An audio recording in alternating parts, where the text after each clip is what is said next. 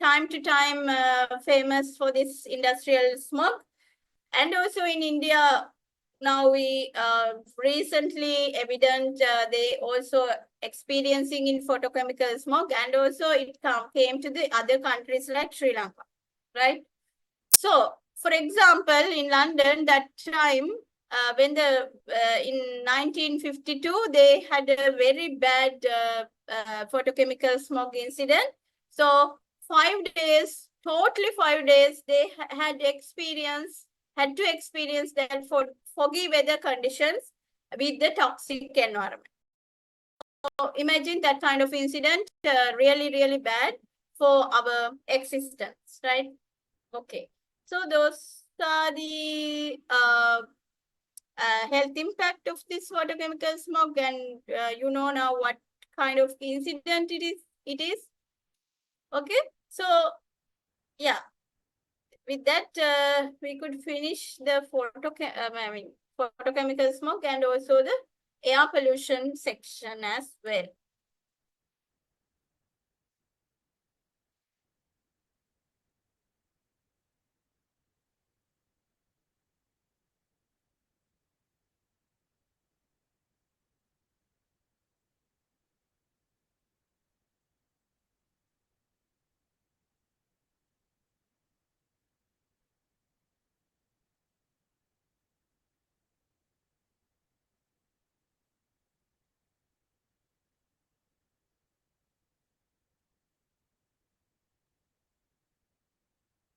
Okay.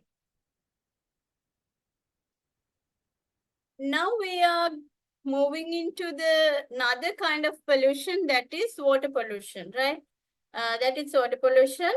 Under the environmental degradation, this is another kind of pollution we experience day by day, and it is increasing, giving so many health hazards due to this water pollution as well now. When we talking about the water pollution, what do you mean by, how do you know this water is getting polluted? Water is getting polluted. How do you know? Right? That means if the water, right, physical, chemical, and biological properties of water change due to addition of different kind of compounds like maybe liquid, gas, or solid substances. Because of that, it altered, right? Addition of different substances like liquid, gases, or solid substances, it changes the physical, chemical, and biological properties of water. If so, we call that as now the water get pollutes. Water get polluted, right? Now, because of that, polluted water is harmful and injurious to the public health and safety, and it is no longer suitable for domestic, commercial, industrial, or agricultural purposes, right? That water is no longer suitable for any purpose, and that incident, that thing we called as water pollution. If we go back to the different water pollutant, what are the sources of water pollutants, right? Different sources are there, but we can actually divide that pollution sources into major two categories, right? Can categorize the all sources into two categories.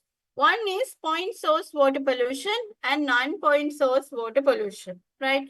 What are the point source water pollutions? What do you mean by that? Point source. Any idea?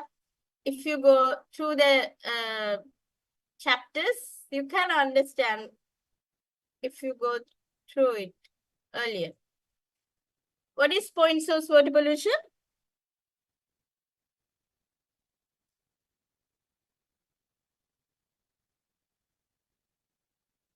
Yes, it is stationary source. Okay, yes.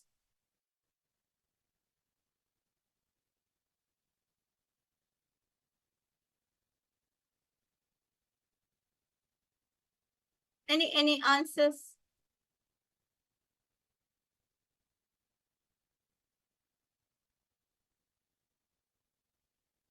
Okay, let's go ahead. Point source water pollution means, let's see, what is that?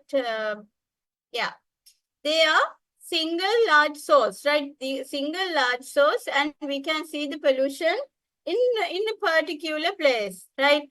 That means water pollution location we can identify clearly.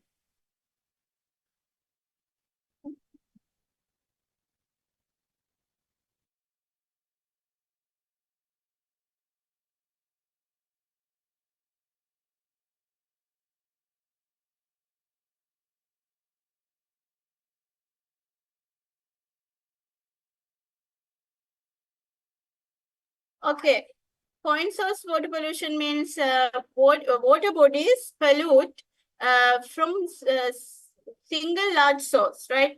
For example, wastewater treatment plants. Think about that, and water dispose, that effluent dispose. These are the effluent uh,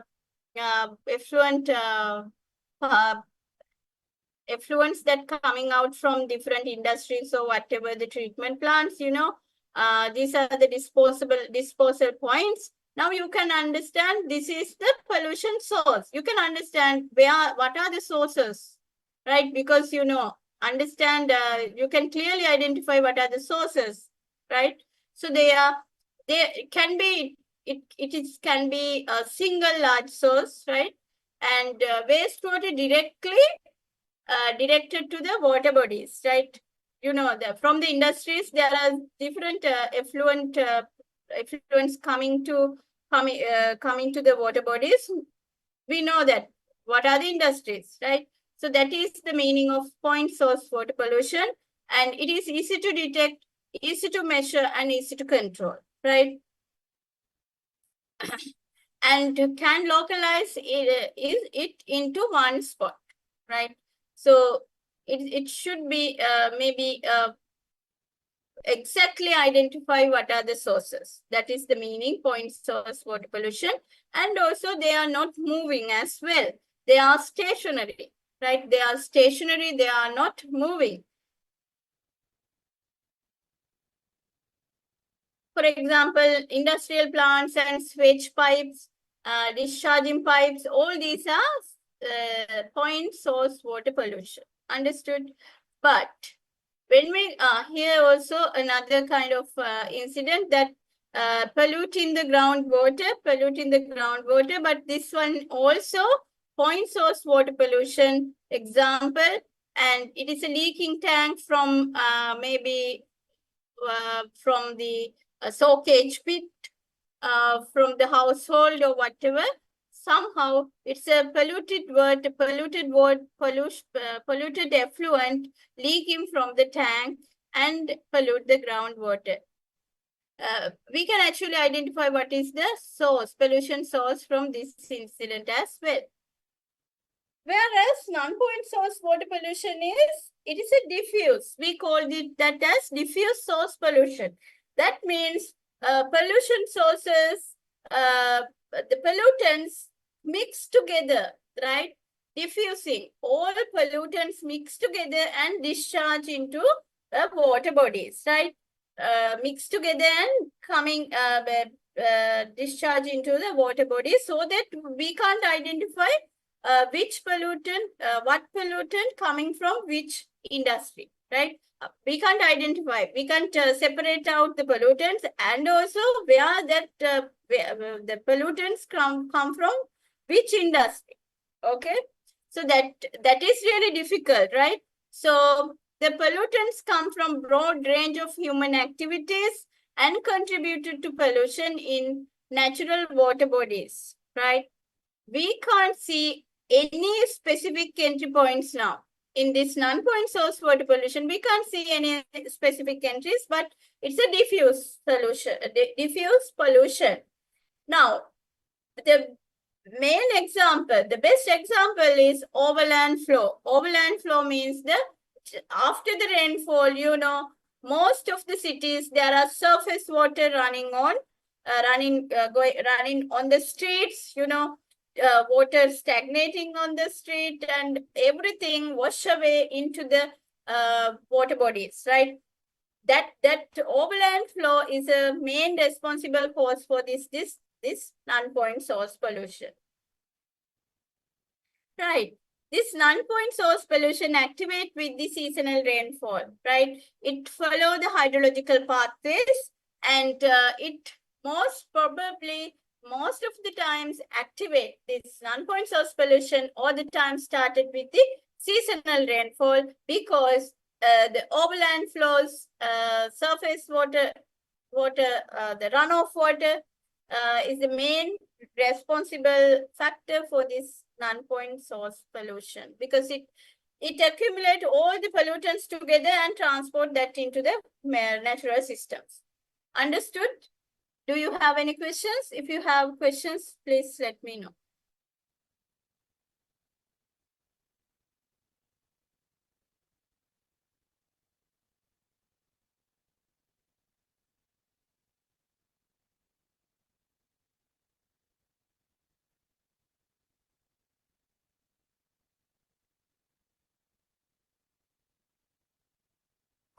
Madam, using an agrochemicals is also included this point. Um, it as far as you can identify that particular agrochemical comes from particular farm area, right? Particular farm area, it is a point source pollution. But that agrochemical mix with the surface water. I mean, the mix with the runoff water and transport into the natural water bodies. You can't find what is the exact source, isn't it? Once Yes, madam, yes, sir. mixed with the of water, we can't find out what is the exact source. That is the idea. Okay, madam. Okay, right. We will move forward. Now these are the ways of polluting water. You know, different sources are there, different ways. Maybe vehicle industry, mining, mineral oil industries, agriculture, pesticides and agrochemicals, maybe mining products, mining industry polluting water, washing detergents, health sector, infectious agents also polluting. These are different ways of polluting water, and also some of the other ones like elevated temperature and industrial waste, organic waste, sewage, industries, heavy metals. All these are contributing for water pollution, right? Every industry is contributing for water pollution if they discharge their effluent directly into their water bodies without treating, right? Without having any treatment, if they discharge their effluent into the water bodies, that means the water getting polluted. Do you know what is effluent?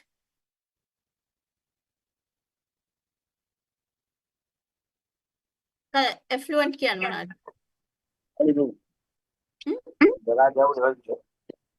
Sorry.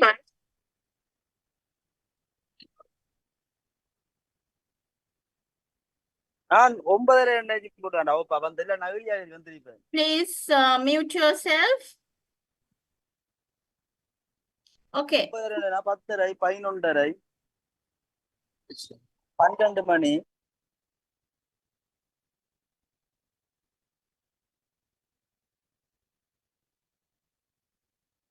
Yeah. What is effluent?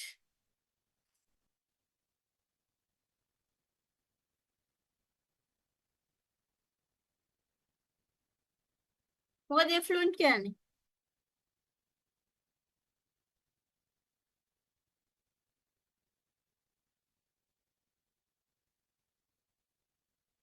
Any answers into the chat box?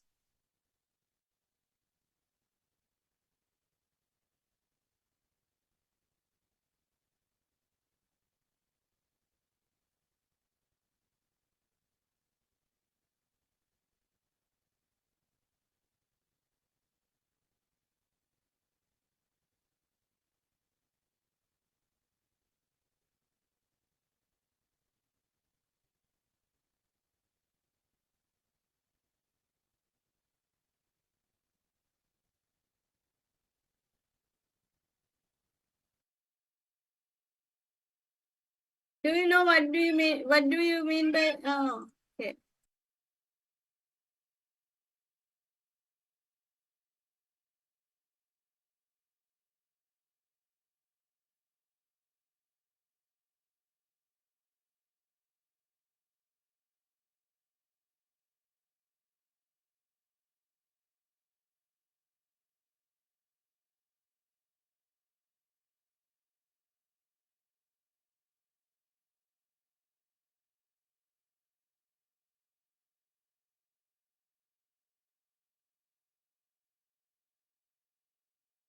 All right.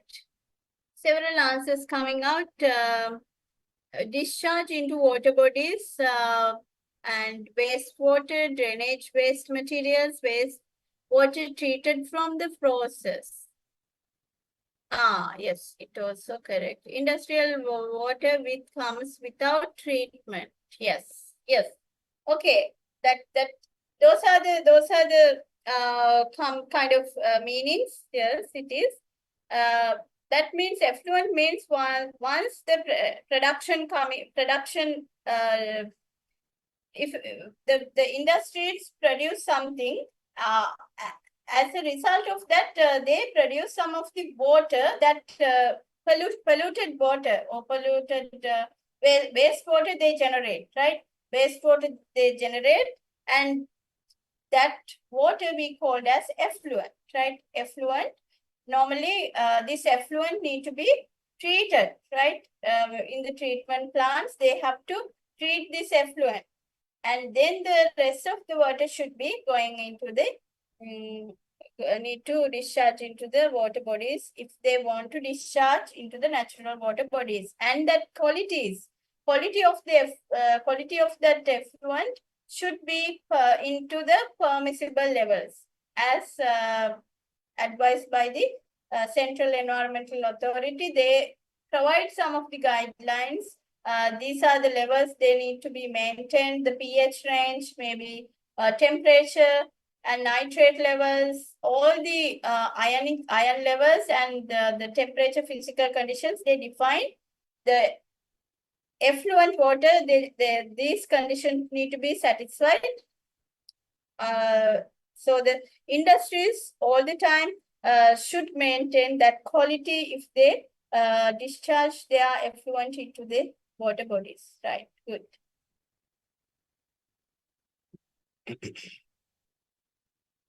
Now here you can see the substances and their origins, right? Different pollutants, oxygen demanding substances. For example, they are coming from organic materials, human feces. These are the origin of these oxygen demanding substances. Refractory organics, it's coming from industrial waste, household products, and viruses, phosphates coming from detergents, right?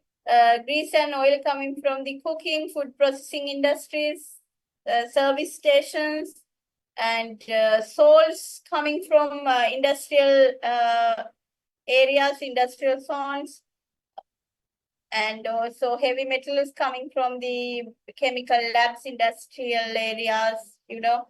Those are some of the different very popular pollutants, and what are the origins of that is there.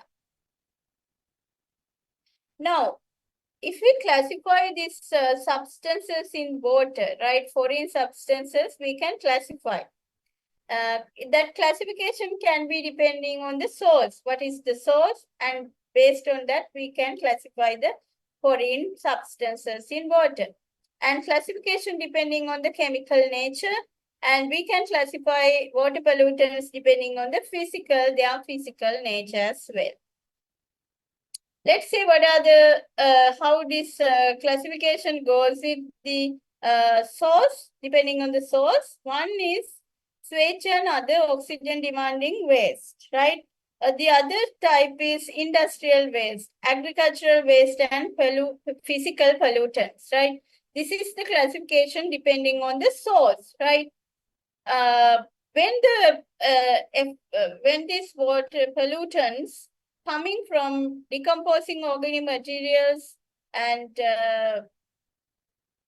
for example, human feces, right? That category we called as switch and other oxygen demanding waste. And if the waste materials coming mainly from the industries, right? Different industries, that is we called as industrial waste, right? Industrial waste, that is the classification.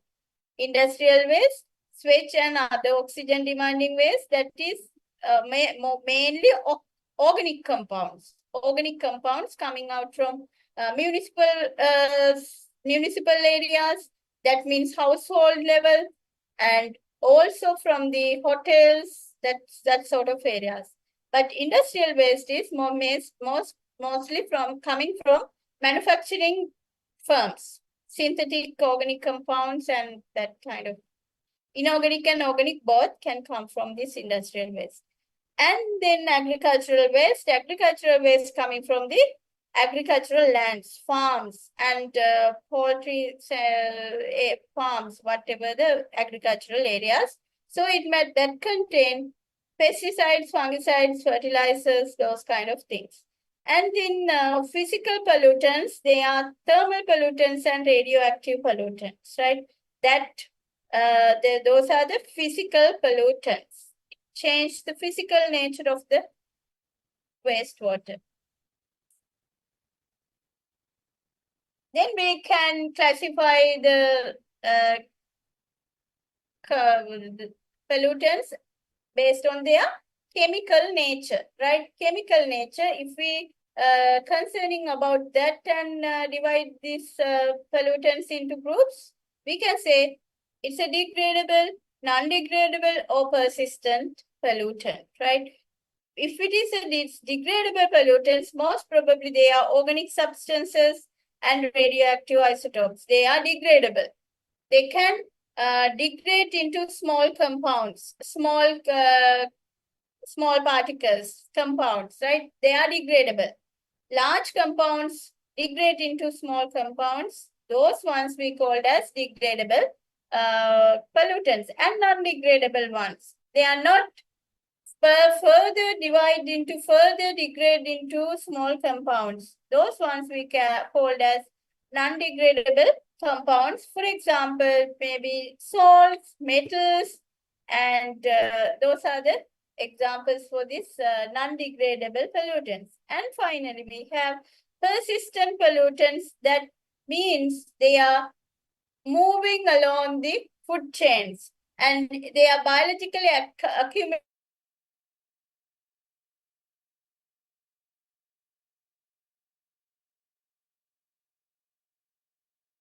trophic levels, that persistent pollutants accumulate more and more. Okay, so that is those are the classification depending on the chemical nature. Finally, we can classify the pollutants based on the physical nature, right? Physical nature, there are three types: suspended particles, colloidal particles, and dissolved matter. Suspended particles means the particles which are greater than 1 micrometer in diameter. So the diameter of that particles are always higher than 1 micrometer. That kind of pollutants we call as suspended particles, right? So the water body is turbid. Turbid means change the color of the water. It reduces the visibility, right? So water become turbid. Water is not colorless as when at these suspended particles, because of them, water color get changed, right? They are not clear. Water no more clear. And colloidal particles are there. Colloidal particles means they are very small, very small particles, and the diameter of the particles are less than 1 micrometer, so that we can't filter out that filter. We can use filters. Ordinary filters we can't use to separate or remove that particles, because they are almost we can't separate out easily. because we can't use the filters easily. To do that, if we want to remove colloidal particles from the water, we have to add some kind of chemicals into the water, such as aluminium sulfate, we called as coagulant we add, and that aluminium sulfate try to accumulate that colloidal particles together and make a big compound, big substance, big particle actually. It make a big particles. Now then we can filter out the colloidal particles from the water. So those are some of the filtration techniques that we can use to remove colloidal particles from the wastewater. And dissolved matter, right? These are already dissolved in the water, right? Substances, they directly dissolve in the water. So that maybe we can use evaporation techniques or whatever the things to separate out the particles or separate out the pollutants from this kind of waste, from the polluted water. Right. Now here we can see what are the different sources, water pollution sources. Three different applications are there.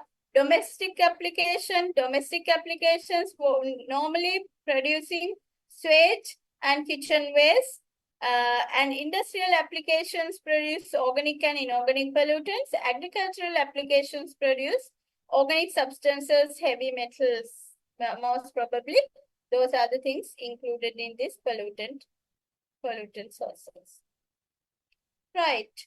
Now, at the beginning we discussed what is water pollution. There we told, we explained anything that changed the water quality in terms of physical, chemical, and biological quality parameters. Now, we are going to talk about what are the qualities, what are the physical qualities of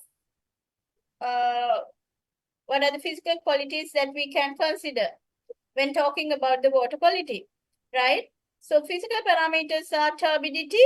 Turbidity means the what is the visibility? I mean the transparency in the water, right? If suspended particles or colloidal particles in the water, the turbidity is really high. Turbidity is high. Everyone, you have to mute yourself if you don't listen to this lecture, right? If you don't want to listen, please go out from this platform. Okay, so and then color of the water. Color of the water may be changed because of adding different industrial waste, maybe minerals or organic compounds. If they are color getting changed, color change. Otherwise, water is colorless, right? When something added into the water getting that colorless quality is no longer there. Temperature, it's hot water, temperature, if the temperature is higher, it's another quality that we can say water getting polluted. Taste and odor, right? Those are some of the qualities of water that we can think of. Those are the physical qualities of water. And then chemical quality. It includes pH, salinity, acidity, and alkalinity. That means, the pH, acidity and alkalinity, nitrate levels, phosphate levels, chlorides and fluoride levels, heavy metals, BOD and COD. That means biological oxygen demand and chemical oxygen demand, right? And biological parameters are there, for water quality parameters. There we concern about what is the total coliform in the water and fecal coliform levels, pathogenic agents. All those things we measure when measuring water quality, if you give water sample and ask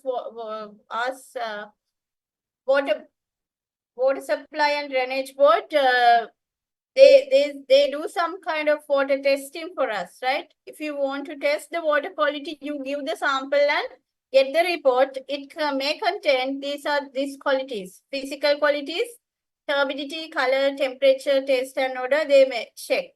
Under the chemical properties, they measure these all these parameters, and the biological, under the biological parameters, they measure what is the total coliform level, fecal coliform, and pathogenic age. Understood? So that is the quality of the water bodies, water.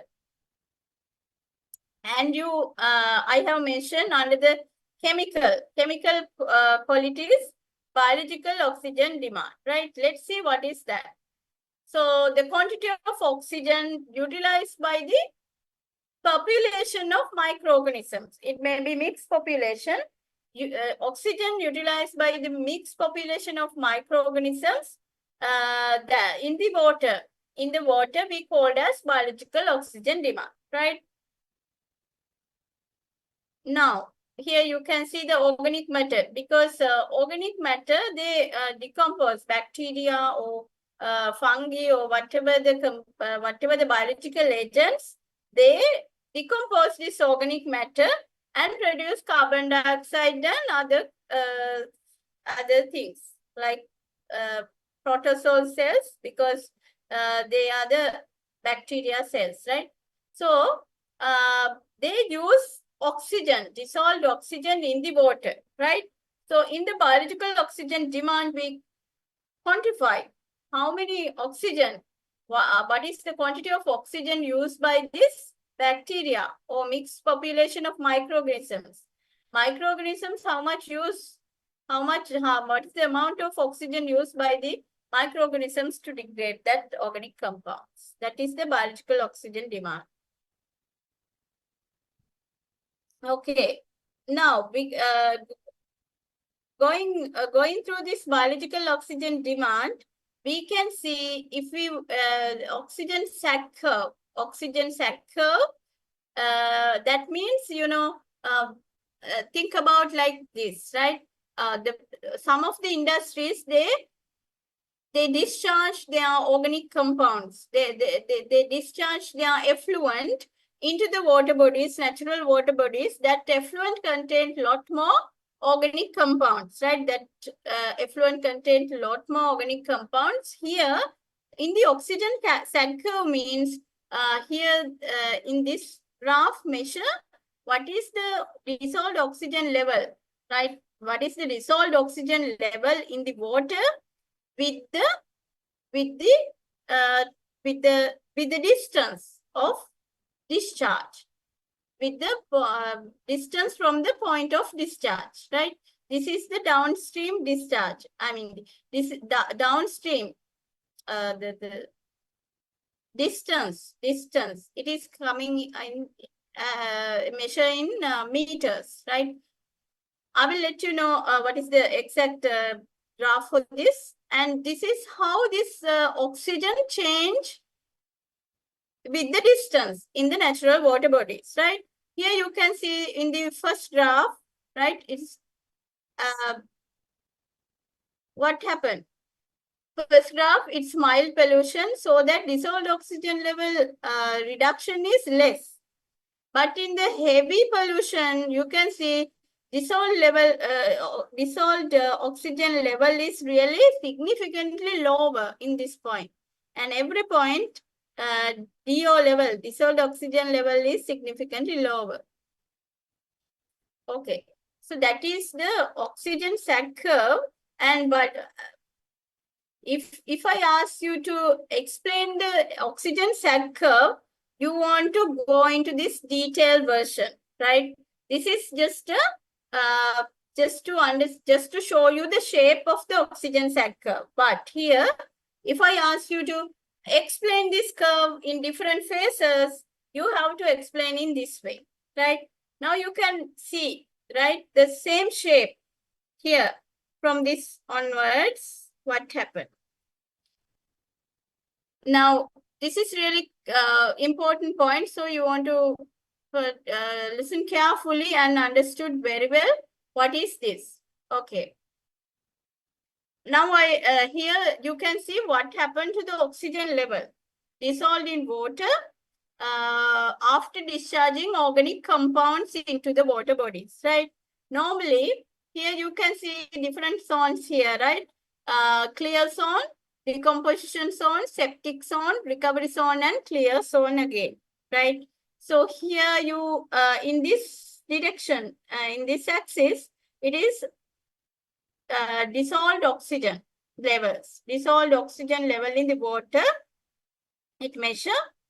And also from the from here to here, that means the horizontal axis represent the distance from the discharge, right? Distance.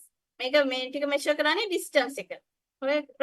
So what happened? The idea is we measure oxygen, dissolved oxygen, different places in the different places in the water bodies. Different places in the water bodies in downstream. In the downstream. පහළට යනකොට අපි oxygen level එක මනිනවා එක එක තැන් වලින්. And then we prepare a graph how this oxygen, dissolved oxygen level change with the distance in the downstream, right? With the distance in the downstream, that graph is we called as oxygen sat curve. Right, here what happened? Now you can see oxygen, dissolved oxygen level is maximum, right? Normally in water, dissolved oxygen level is 8 ppm, 8 parts per million. It is the normal level, right? It's normal clean water. So organisms are there, fish and crustaceans and everything, okay, normally they are there, right? So that is the normal natural conditions. 8 ppm water dissolved oxygen level is also normal. And what we are doing next, what happened, right? It discharge some of the organic compounds, right? Discharge some of the organic compounds in this point. What happened? That microorganisms started to react on this organic compound, started to degrade that organic compounds, and dissolved oxygen level significantly going down, significantly reduced because of that microorganisms reactions, right? Bacteria and fungi, whatever the microorganisms, they react on organic compounds and degrade. Now, what happened in the water? After adding organic compounds, dissolved oxygen level going down drastically. That zone we called as decomposition zone, right? Decomposition zone, so that fishes are there, but they can't exactly survive in this zone because of this lack of oxygen, right? They started to die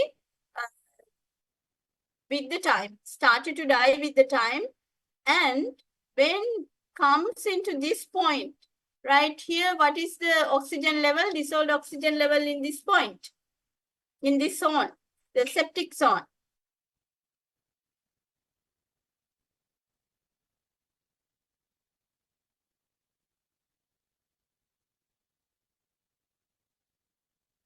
What is the dissolved oxygen level in this point, in this phase?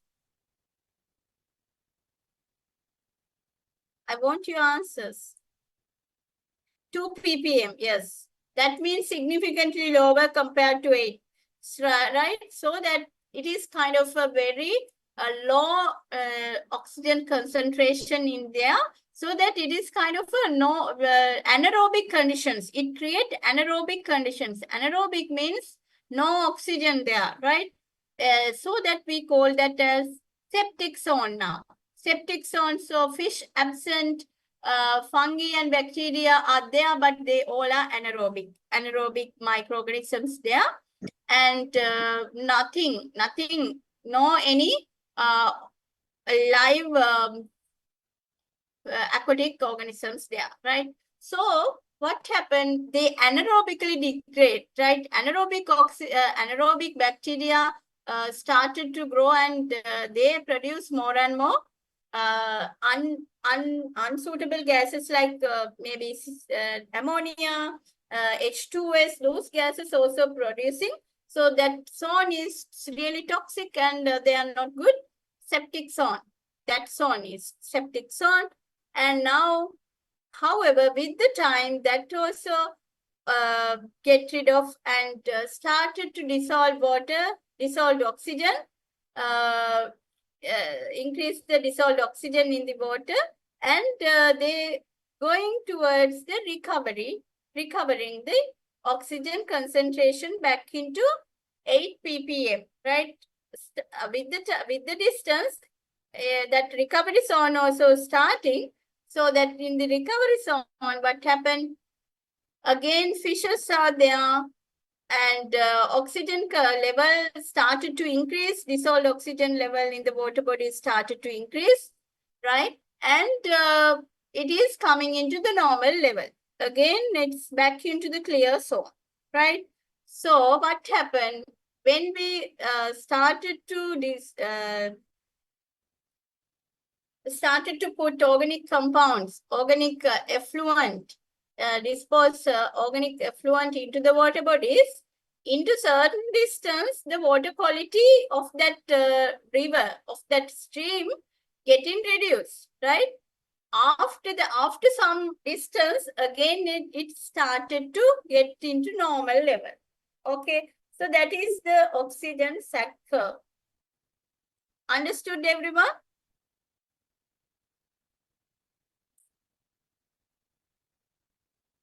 Ma'am. Yes, ma'am. Okay, good. Someone asked, what is fecal coliform? Fecal coliform means in the human feces,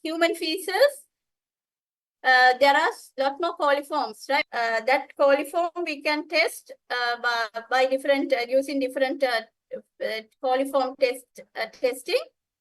And if that coliform present, that means human feces, maybe definitely human feces presence in that water. That is not good.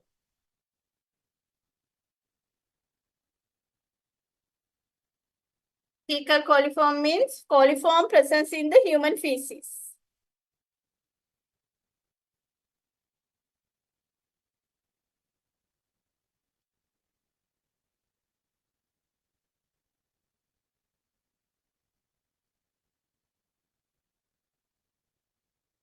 Okay, no problem, right?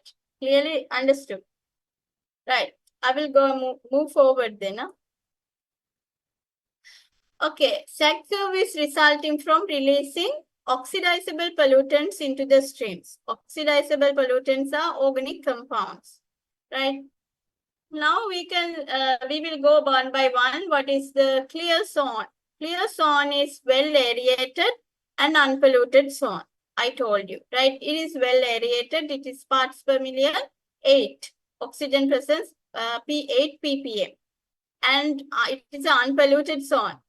Relatively free from oxidizable pollutant materials, right?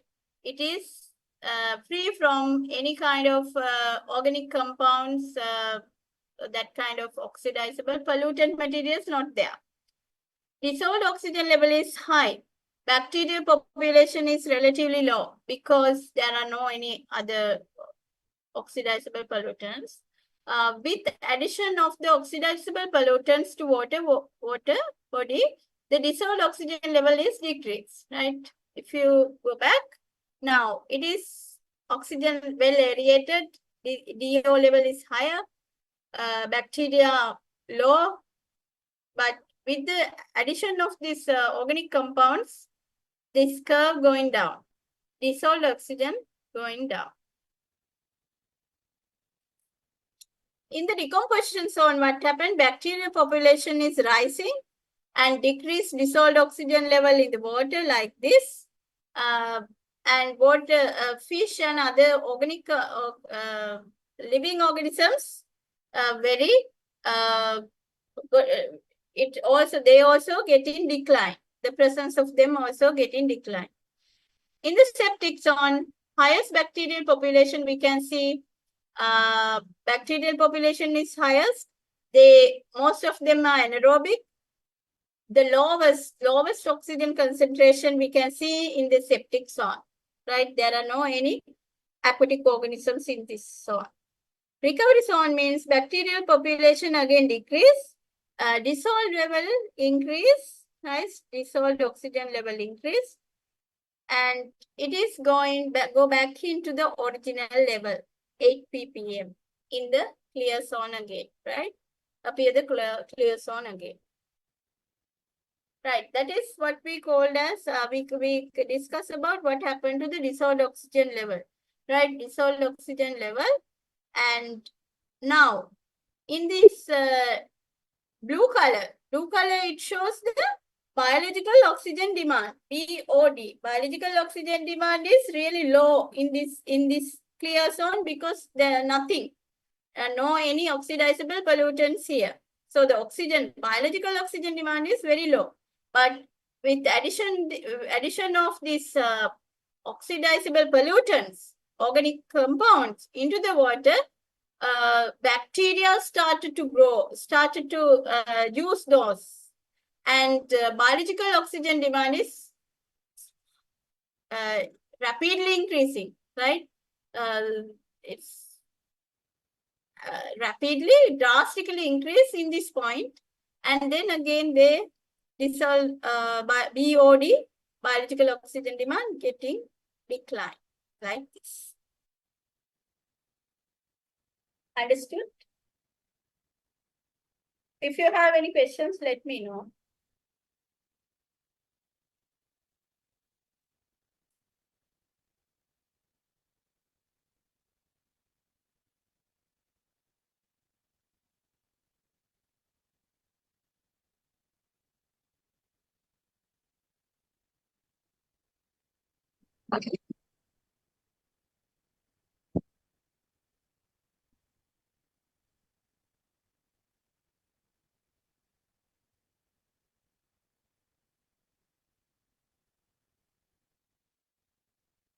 Okay, now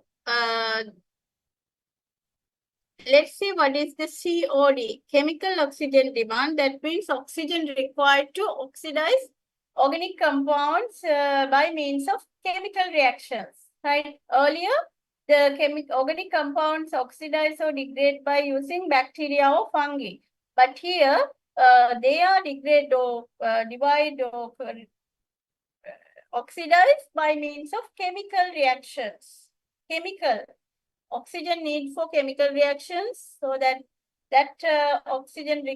amount of oxygen required for that chemical reactions we called as COD, chemical oxygen demand.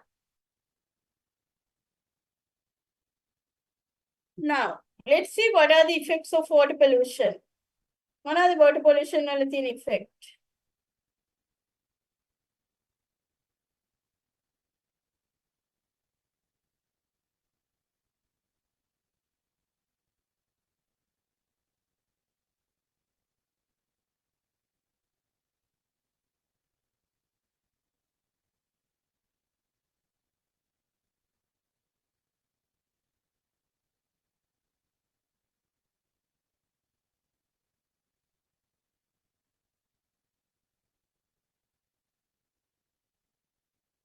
ඔගොල්ලෝ දන්න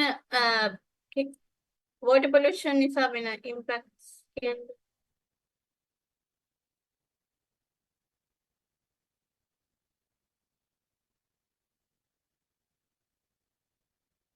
Health issues, Sorry. human health issues, Sorry? Waterborne diseases, Waterborne diseases, yes. Anything else?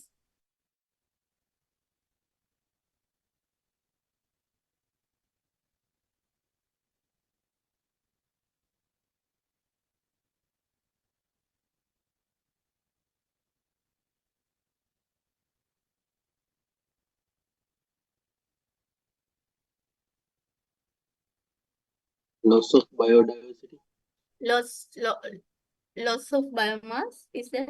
Diversity. Biodiversity. Where?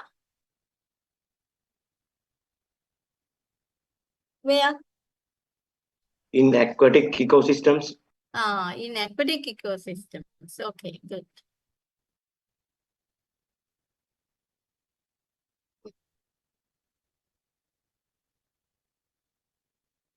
Another question.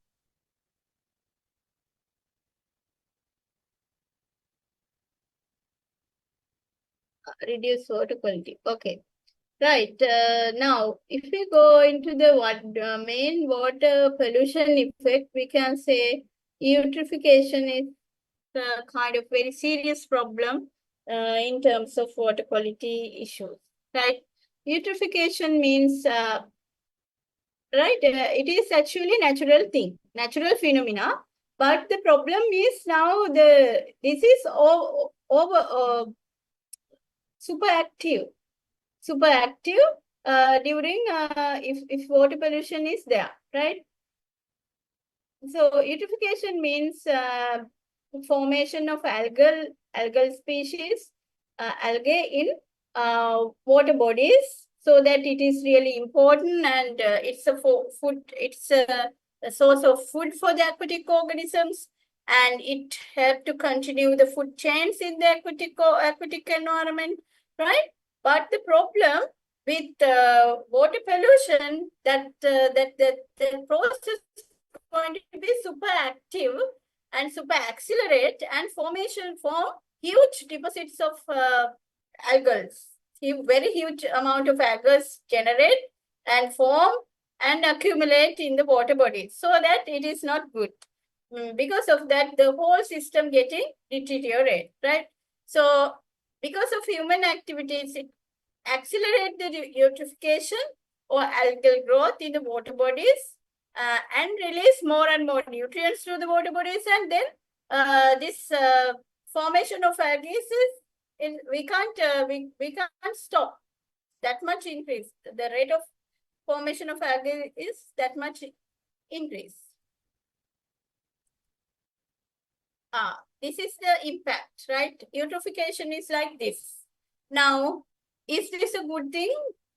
Is this good thing now?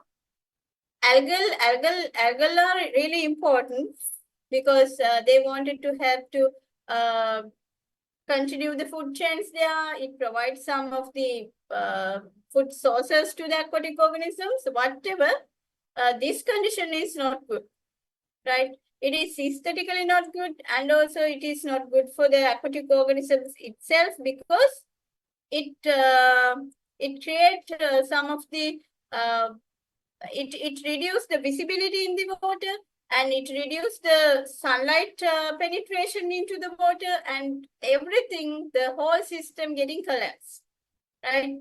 Started to degrade the system. In Sri Lanka, what are these kind of places? Let me know famous places here in Sri Lanka. Bear Lake. Yeah, Bear Lake. It's one of the things. Yes.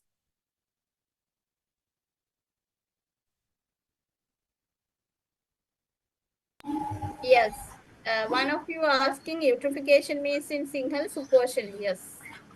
It is.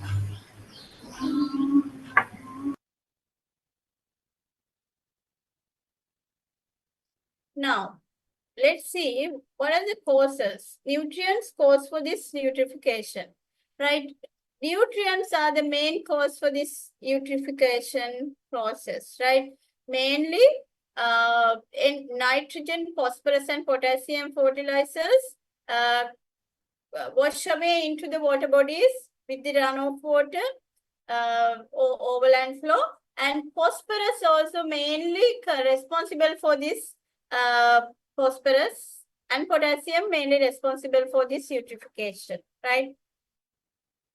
This phosphorus coming from fertilizers and also coming from household detergents.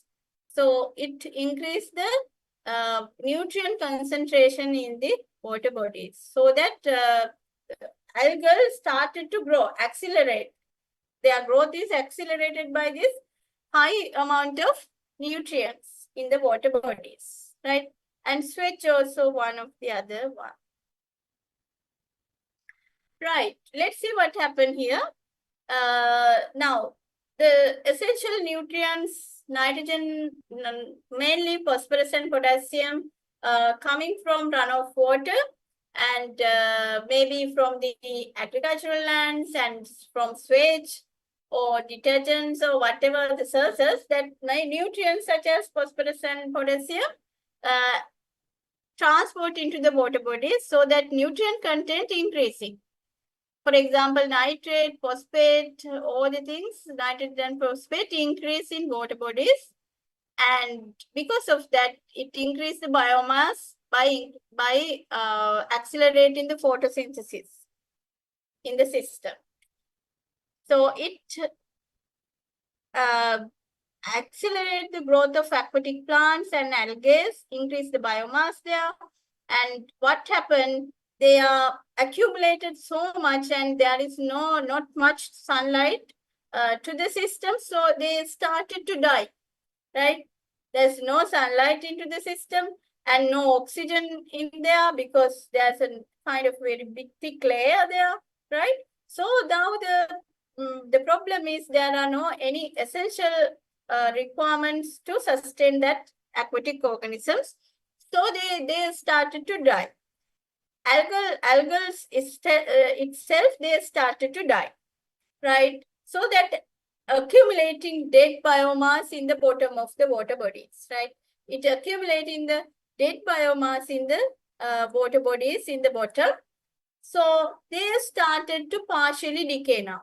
Partial decay started because there is no good oxygen amount in the water, no sunlight. So they started to decay and release nutrients and also harmful gases such as H2S, ammonia, those kind of gases released during the anaerobic degradation process, right? So that is why very bad odors coming out because of this anaerobic degradation, and there are a lot more algal biomass accumulated in the system, and there is the small fishes or whatever the aquatic organisms can't survive in this kind of condition.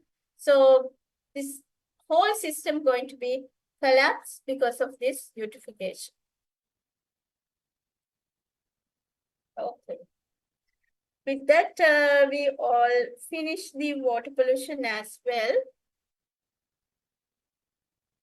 If you have any questions, please let me know.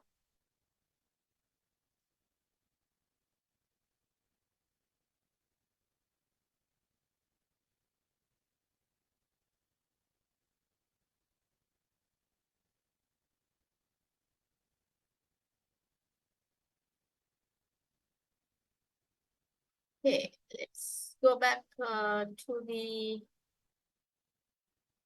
our module and see.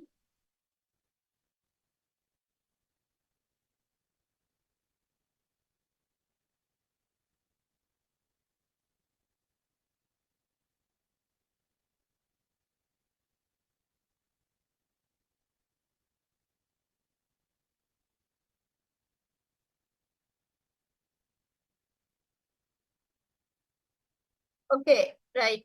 We now almost completed chapter 1, right? Chapter 1 we complete, and the chapter 2 also complete. Just now we complete all the content in the chapter 2, which is environmental degradation. Now we want to start to do chapter 3.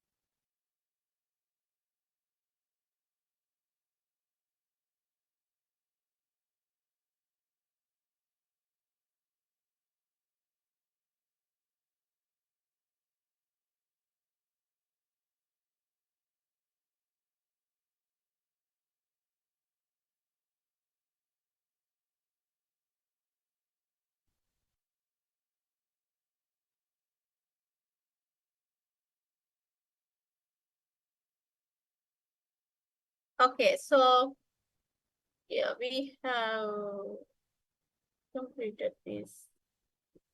Fertile organic process.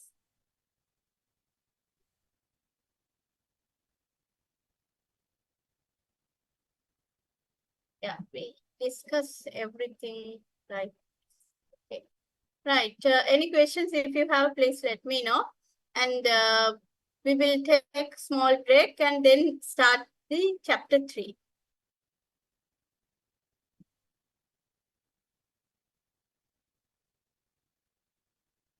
Next, okay. Yeah. Do you have any questions up to now?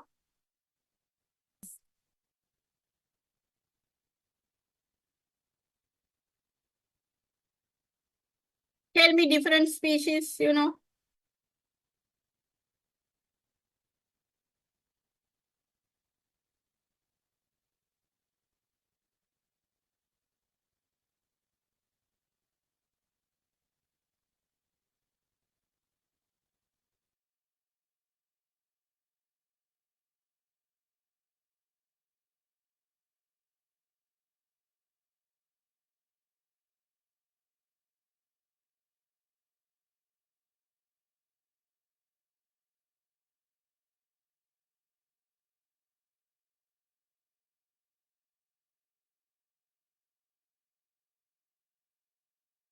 You don't know about species, is that? Don't know about species? Who are the species and what? Examples. Oh, birds. Birds is a species, is that? Birds, it's a species? No, it's not.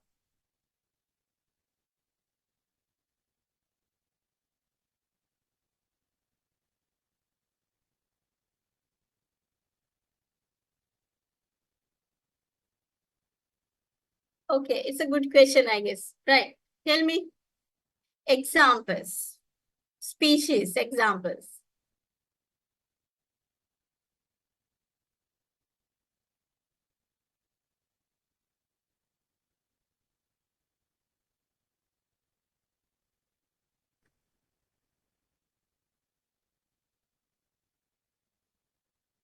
I want your answers.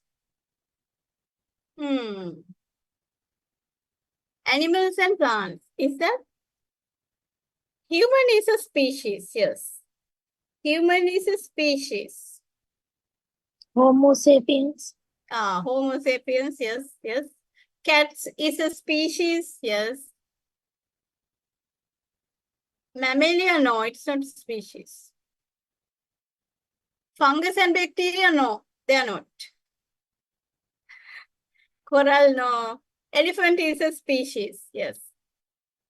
I want your answers then. Paddy is a species, okay. Now, animals, for example, human and dog, it's 2 species, right? Plants, mango, it's a species. Now you can understand, right? So if you say like birds, it's not a species because birds are different species are there and so many different species inside the bird category. Okay. So animals, we can't say they are species. I mean, they are species, but they are not only single species, right? Animals consist of different species. Maybe cats, dogs, and lions, elephants, and all. You want to understand what is a particular species from that broad category. Okay, now understood, right? Okay, good. Right, that definition is so much important to categorize that as a species. Now you can understand after go through this definition, how do you define a species and how to identify particular species. Okay, so species we defined as a group of organisms that can reproduce naturally with one another and create fertile offspring, right? That is the particular scientific definition for species. It's a group of organisms that can reproduce naturally. They reproduce naturally with one another and create fertile offspring. key terms are there. Reproduce naturally with one another, and also they should create fertile offspring. Fertile offspring. Their next generation should be fertile, right? For example, if cross two different species, if they cross together but they can't produce a fertile offspring, fertile next generation, they can't produce, right? That is the definition, right? When cross elephants together, with elephants together, they can produce next generation, next fertile generation. That's why we elephants are is a particular species, and Homo sapiens sapiens, it's a one species, because we can reproduce and we can create fertile new generation, right? So that is the definition. By going along that definition, you can understand what are the species now, right? You can't say hereafter, you can't say bird is a species, animal is a species. No, that is not correct, okay? Good. Now, species are groups of actually or potentially interbreeding natural populations, which are reproductively isolated from other such groups, right? They are reproductively isolate. That is the particular feature of the species. Okay. Now, these species have different values, right? Instrumental value and intrinsic value, right? There are two values particular species, every species have, and that is instrumental and intrinsic value. Right. Instrumental value means existence or use benefits of a particular species for other parties, right? Use benefits of particular species for other parties, maybe for humans or other species, right? For example, maybe what is the use value of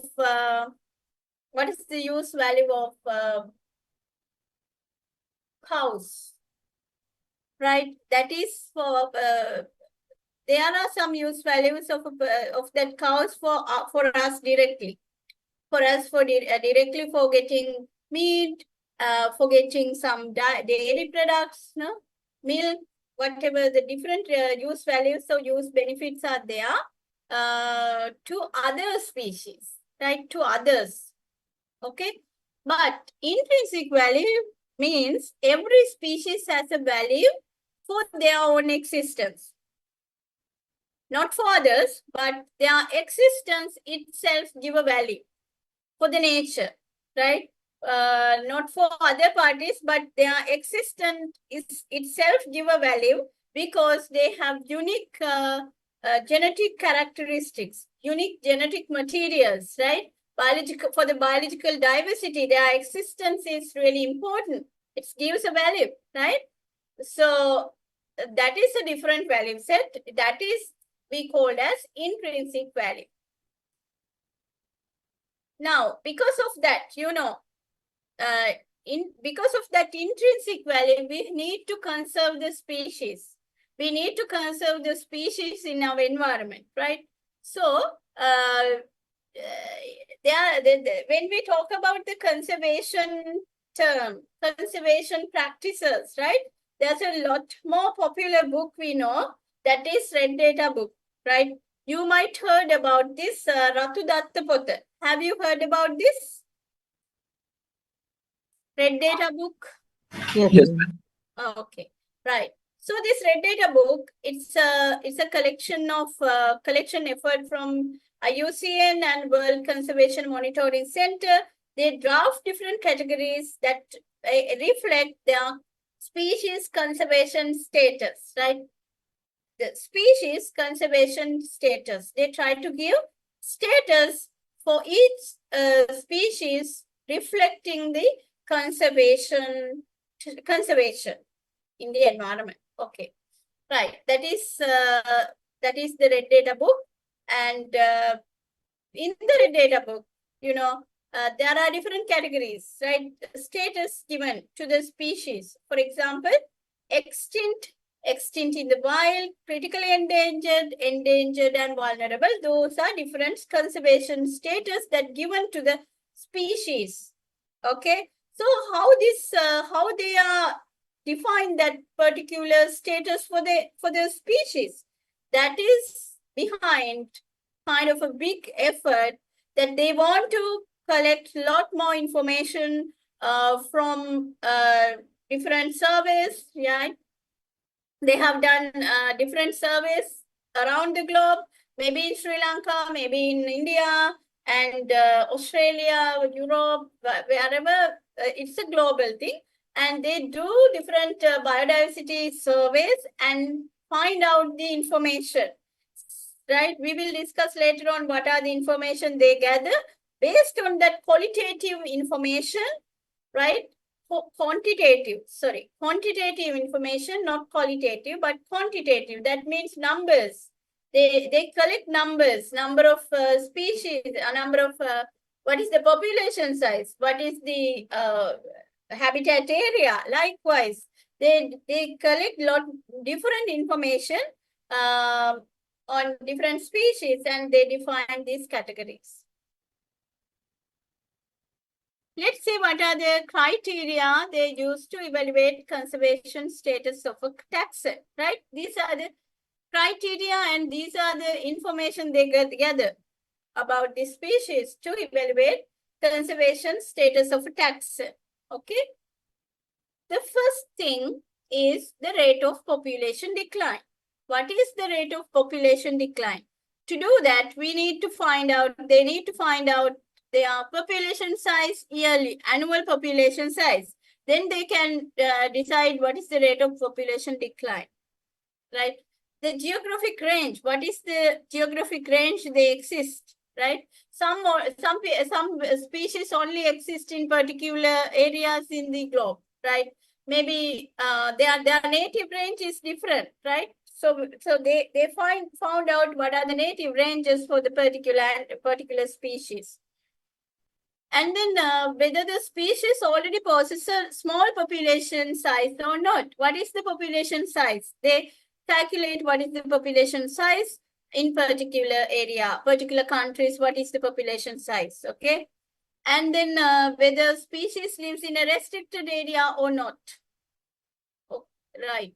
If one particular species only exists in only maybe in Sri Lanka, only around the globe, that particular species only exists in Sri Lanka. That means we have to globally, we have to conserve that species because it is only recorded in Sri Lanka, right? So that is how they define the conservation status. What is the probability of extinction in the wild? What is the probability of extinction? That means what is the සම්භාවිතාවය අපි කියන්නේ සම්භාවිතාවය වඳවී යාමේ සම්භාවිතාවය මොකක්ද කියන එක බලන්න. Okay, right. Based on that 5 criteria we discuss here, scientists, conservationists, they define different conservation categories for the taxons, for the species. Okay, so you can see the basic classification here. Right? Here you can see all species category, and species broadly divided into 2 groups. One is evaluated, the other group is not evaluated, right? Evaluated category because they can actually get the data, right? Get the data. Get the data may be adequate or not adequate, whatever, they can evaluate, right? They can evaluate, and some of the other species not evaluate yet. Okay. So evaluated ones also they categorize into adequate data category and data deficient category, right? Data deficient category, we can't, or they can't actually they can't give the conservation status because the data is incomplete. Data is not complete yet. So that they that species also not yet classified or categorized into different conservation status. But there are some adequate data for the species. Most of the species now, they have adequate data to define the conservation status of them, so that these species with adequate data only categorized into only given the conservation status. For example, extinct in the wild, critically endangered, vulnerable, near threatened, and least concern. All these are conservation status that species given, species got. Okay, so this adequate data category, you can see the threatened categories and extinct in the wild and extinct, right? So let's go one by one and see what is the idea about this different taxes, different conservation status. Okay, before going that, you want to understand one thing, right? From left to right hand side, it increase in the risk of extinction. Risk of extinction increase from left to right hand side. Understood? Okay, let's go ahead and see. Now, these are the conservation status that IUCN categories the species categorized into. The first one is extinct. Extinct means what? What is extinct here? Yes, Vandavilla Gilla, right? There is no doubt. We are pretty sure that taxon is no longer exist in the environment, exist in this earth system, right? So they all gone. Last individual even has died, right? So we are pretty sure, we ensured that there is no doubt this taxon is already extinct, such as dinosaurs, right? They all exist, extinct. Right? That is proved after doing very extensive surveys, and they find out habitats and search everything, and annually doing some confirmation testing, and they declare that species is extinct. Okay, understood? So there is no record about that individual. That is the extinct group. And the next group is extinct in the wild. Okay, right. Extinct in the wild, do you know what is that?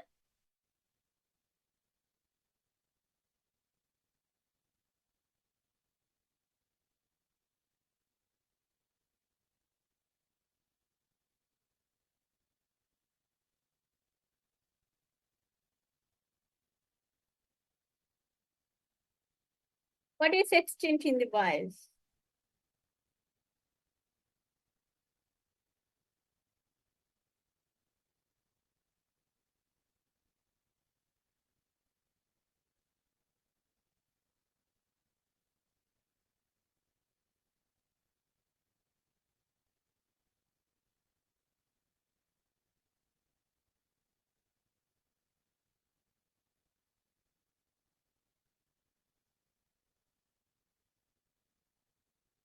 The extinct in the wild can.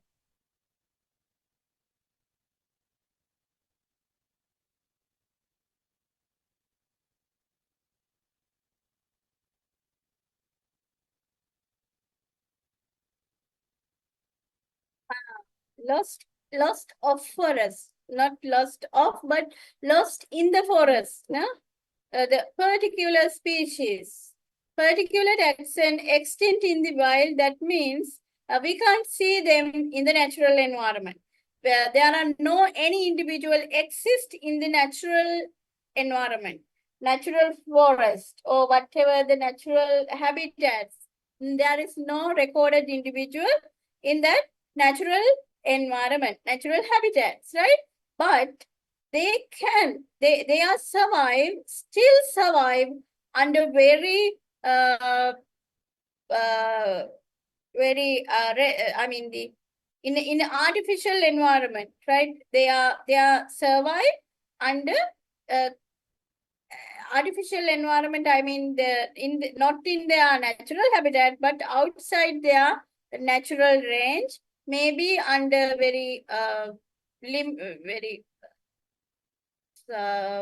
given kind of conditions. The conditions are given, maybe temperatures, certain temperatures, relative humidity, and all the things set up for them, or the conditions set up for them for their survival, and they live under that kind of environment, right? So, for example, we maintain some different conservation centers, right? Conservation centers, and under that conditions, under that environment, they survive. Okay, so that is outside of their natural range. They live outside their natural range. But in the natural environment, they extinct. No recorded individual there. Okay, then we have another 3 categories. We call them as threatened categories, right? Under the threatened category, we have the critically endangered, and vulnerable categories, right? Look into this diagram. Can you tell me what is the highest risk category from these threatened categories? What is the highest risk category out of these 3 threatened categories?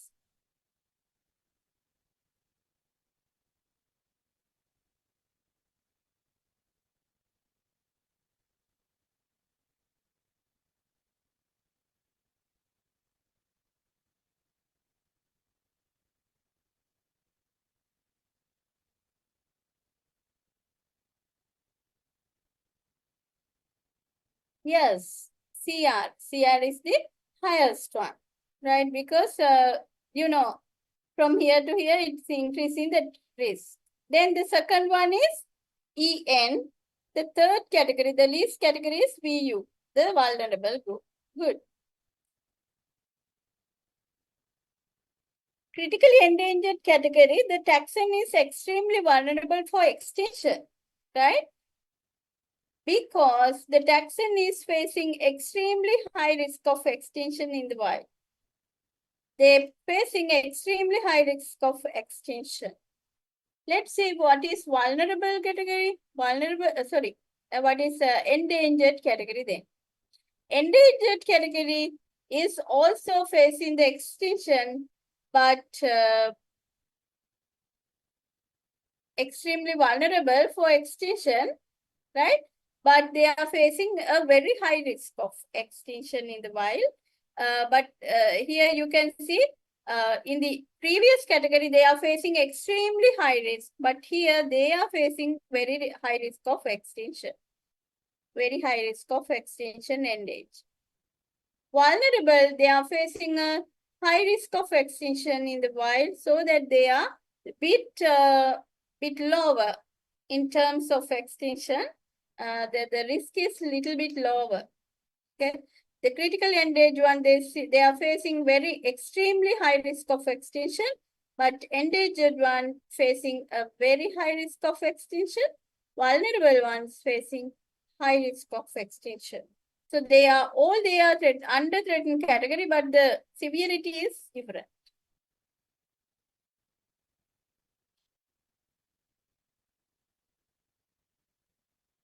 Let's see what is the near threatened.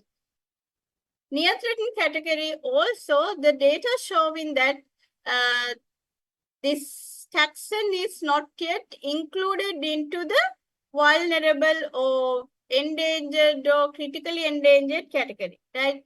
They are not yet threatened under this threatened category. They are not yet group under this threatened category, but in near future, they looks like they are likely to included in this threatened category. So that is why saying that near threatened, right?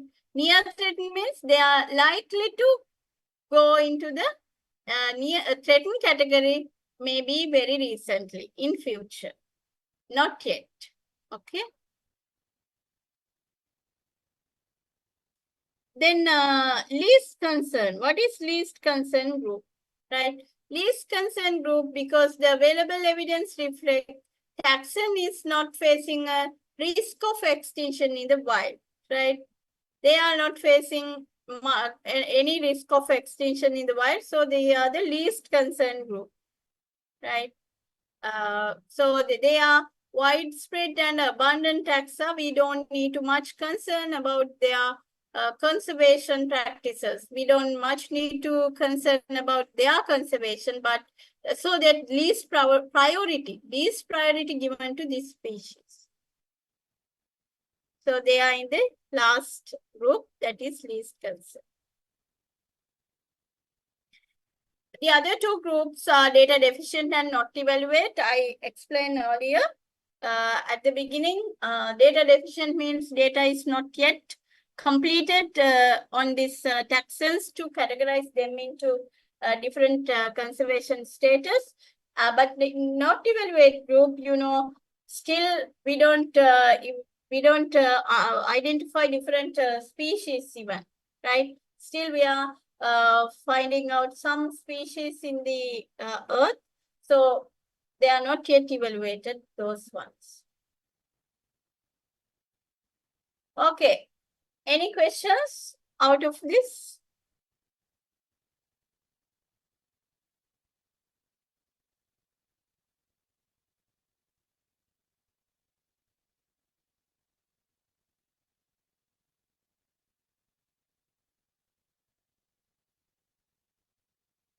Do you have any questions?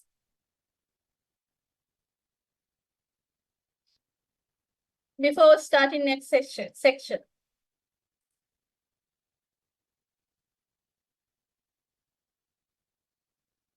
Okay, now we are going to talk about what is the importance of this IUCN Red List. It is. Tell me what is the use of that Red List, IUCN Red List, and the conservation, assigning conservation status for this species? Can you tell me? Is this useful thing or not?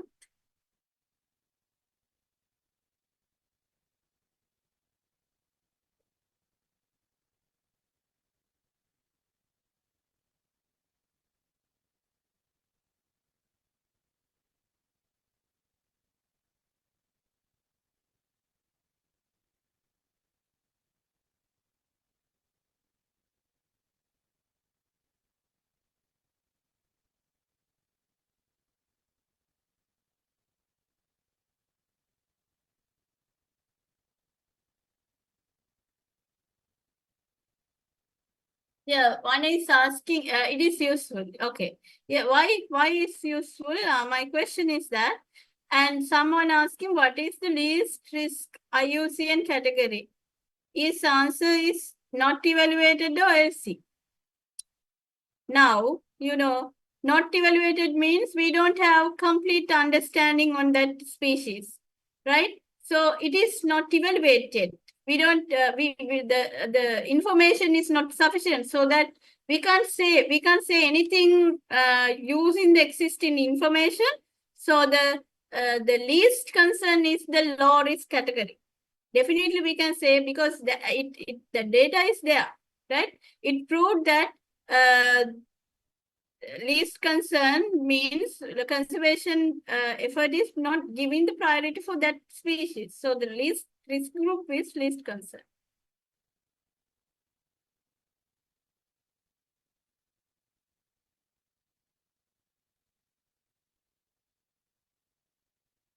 Okay, someone saying that, yes. It is useful because we can identify what are the species near to extinct. Good.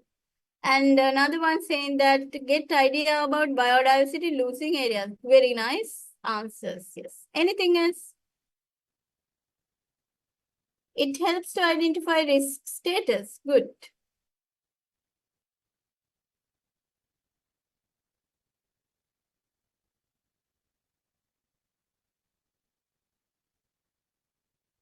Guide conservation actions. Good.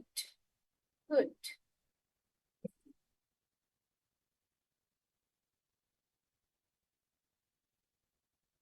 Prevent species extinctions. Yes. Okay. So those are the useful things, useful or importance of having IUCN Red List and their conservation status, right? What is the overall status of biodiversity in the earth, and how biodiversity change over the time, because we are monitoring time to time? What is the conservation status of each species and rate of biological diversity loss? Where are the places that biodiversity being lost rapidly, and what are the reasons for losing that biodiversity? Those are some of the importance. And also, you also saying the different points, they are also correct.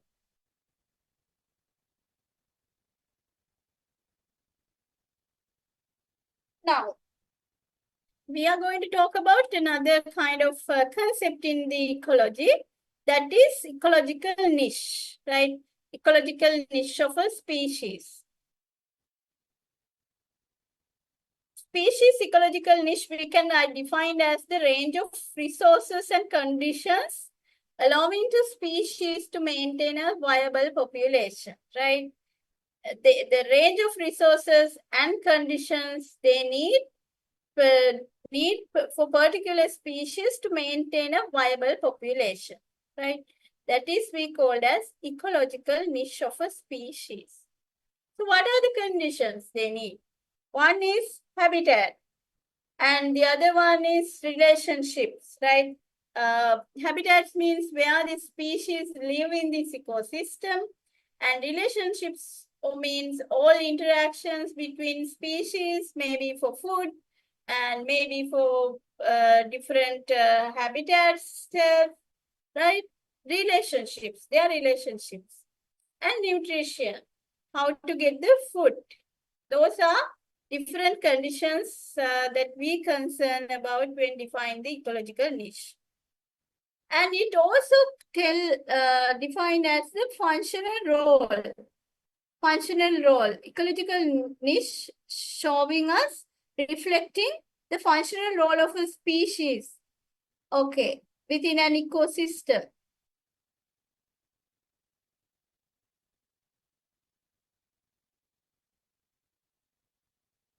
Now, here you can see how this competition started to begin with two species, right? You know, this species A and B, they have exactly similar ecological niche, right?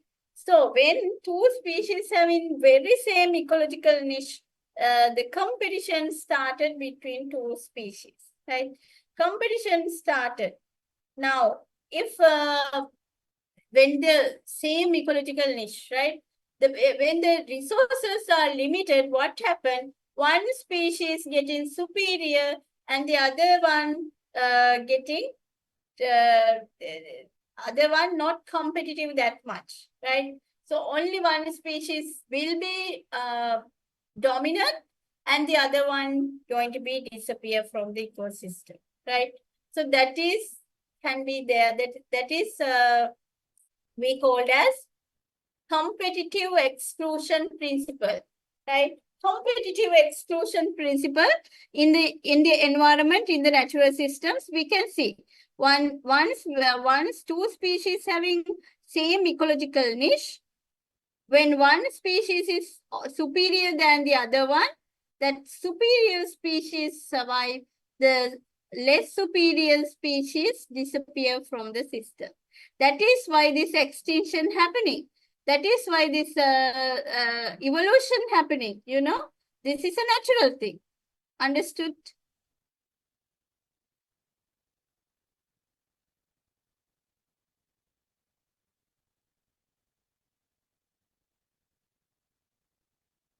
Now, when the two species partially share the ecological niche, what happened? That only not overlapping fully, but they partially share the ecological niche. Now they can coexist. Only partially sharing the niche, they can exist both. They can exist both.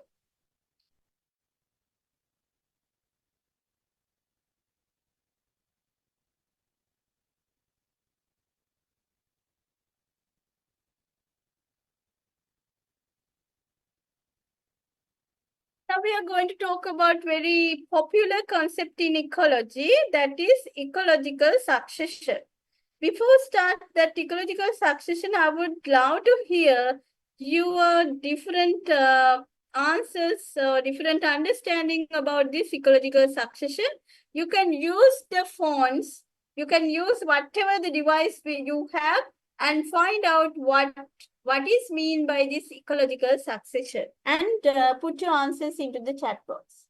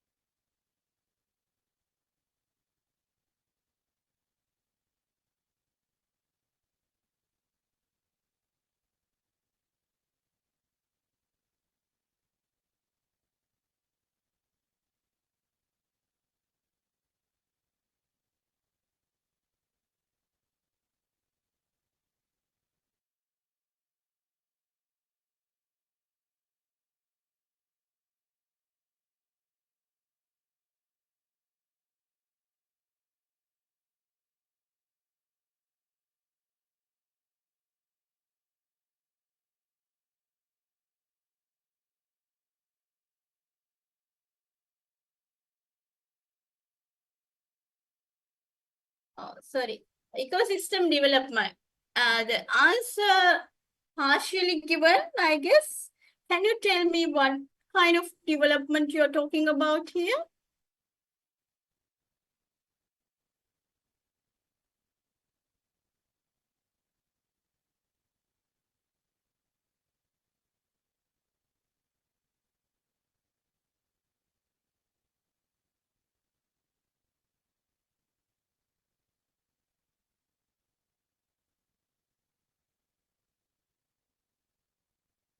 Okay, I want to hear from more.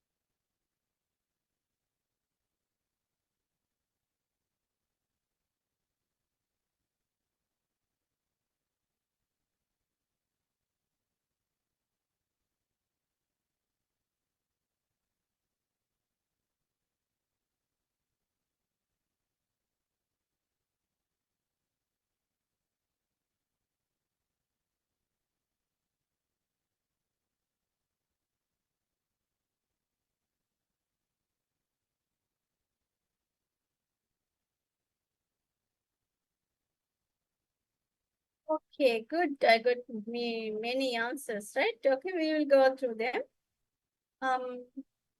Natural process of change in the types of plants and animals in an over a time. Yes. Here I want to, can you see this screen with your answers? Yes or no? Can you see the answers? No. Can you see the chat box? I'm opening now. No, not yet.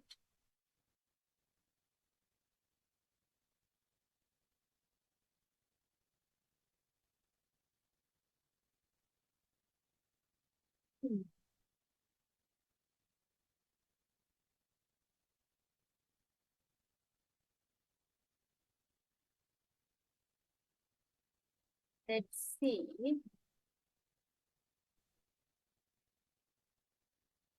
Okay, now tell me, can you see the chat boxes? Chat box, I open it up? No, not yet. Is chat box එකත් එක්ක පේනවද නැත්නම් නැත්නම්? No, madam. Ah, okay. Right, I think it's not possible. Okay, well, that's fine. Someone saying that natural process of change in the types of plants and animals in an over area. In such session, we not concerned about the animals here. We concern about the plants, right? We concern about the flora, not fauna, not animals. Animals, if you concern about the animals, that is evolution part. Evolution part is kind of so in ecological succession, we mainly concern about the plants, how change them over the time. Right, very nice, good answer. But my point is you can't say the animals.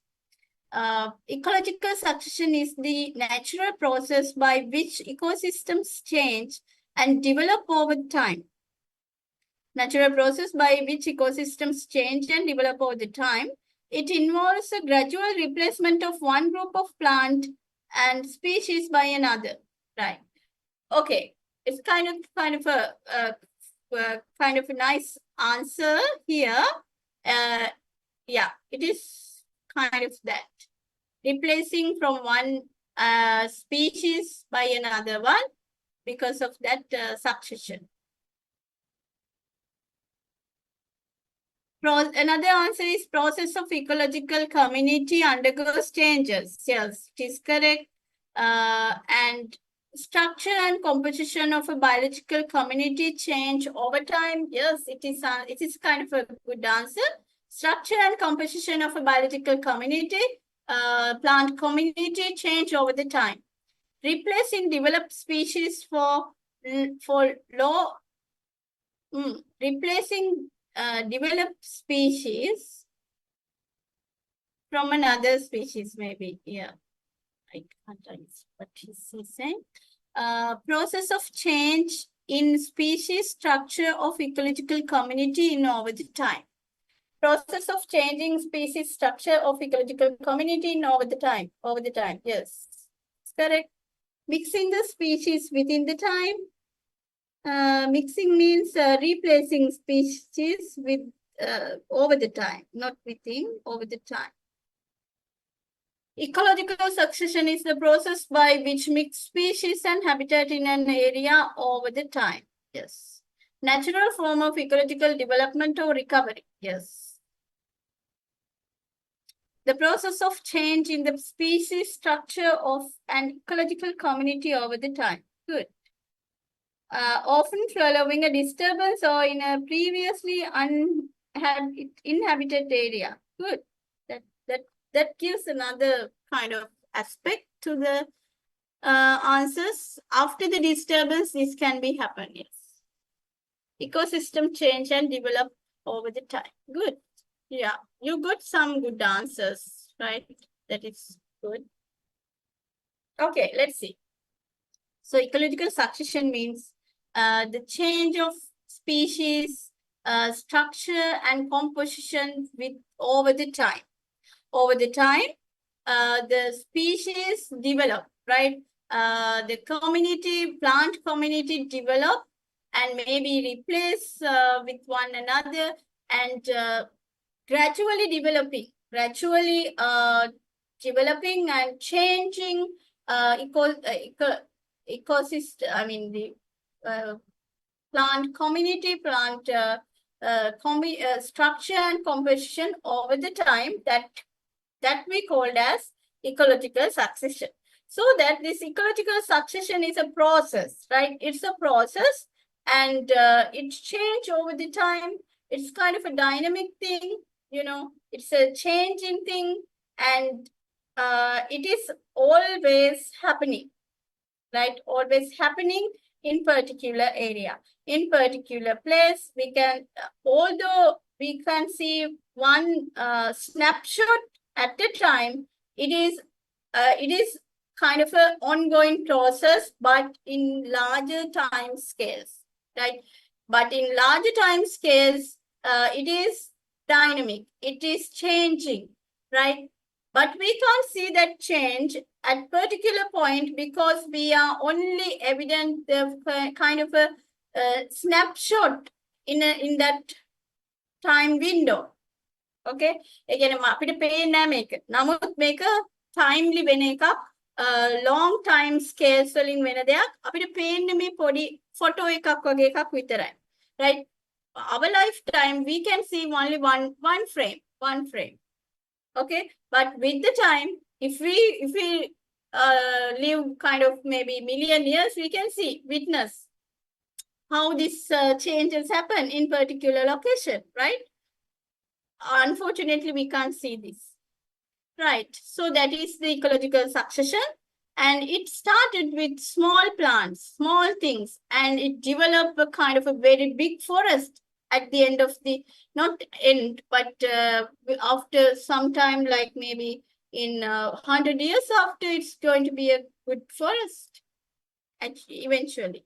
Okay, so understood that? That is ecological succession.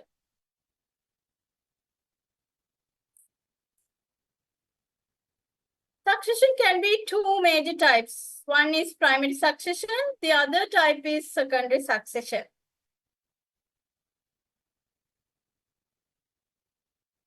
What do you mean by primary succession? Right, let's see, it's really important thing. Now we are going towards the more theoretical line in this succession, and it's divided into two, primary succession and secondary succession. Let's see what is this primary succession.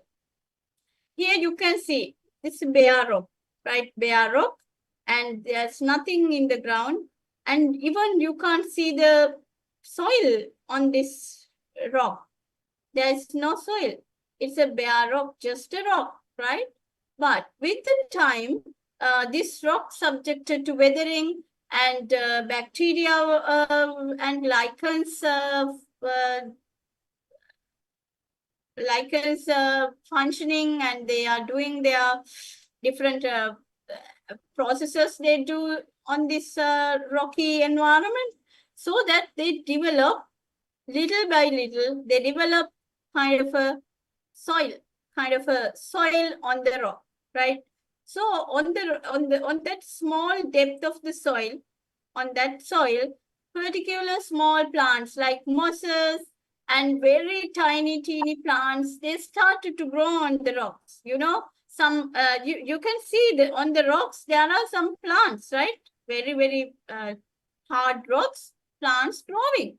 Little plants can survive, right? Mosses can survive because these lichens and bacteria, they create some kind of favorable environment for that small plants, right? With the time, even in the rock, there are some big trees, maybe not big, but shrubs and different plants started to grow, right? So that stage is here. We called as various early species on the rocks, on the bare ground, we call them as pioneer species, right? Pioneer species started to grow in the rocky environment, maybe because they are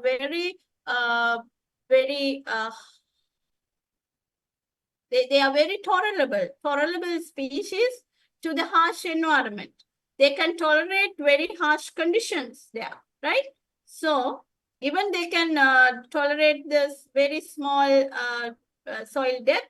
They can grow under the small soil depth, and they can survive under low moisture conditions likewise. Okay. Now the time is still moving, and now you can see the plant soil depth getting bigger, depth is increasing because soil also developing. Soil formation processes carry on. All the ecological processes carry on, and then new plants can establish now. The little bit developed plants introducing into the system, they replace in the pioneers sometimes. Some species replace another one and started to develop this system much more better, in a better way. And now in the next phase coming intermediate species, they are like, now they have good root system here, you can see, and the soil depth is higher, moisture conditions there, and the big plants now can survive under that conditions, right? Okay, after that, this is still going, still moving, still changing, this process is going on. And it is moving forward until to create climax community. Until to create climax community in the ecosystem, right? This climax community is kind of a very stable community, and they are kind of well developed one, and it looks like nothing changed now. After reaching to the climax status, this ecosystems looks like almost stable. It is, we can't see more changes happening hereafter, but still some of the changes are happening, but we can't see them, right? So that's why when develop the ecosystem, the last status is climax community. So the forest should be reached into until form the climax community. For example, Sinharaja forest, it is now in the climax state, right? It is developed until having the climax status, right? So that is why we are telling that we shouldn't destroy our forest, because maybe they are in their climax status. If we destroy that forest, it is taken so much time until to form another forest in the same status, right? To get into the climax status, it takes so much time, right?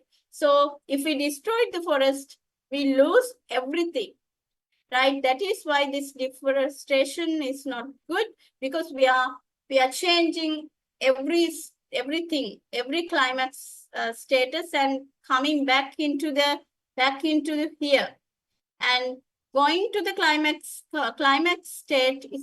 It takes a lot more time, maybe 100 years. Okay, understood or not?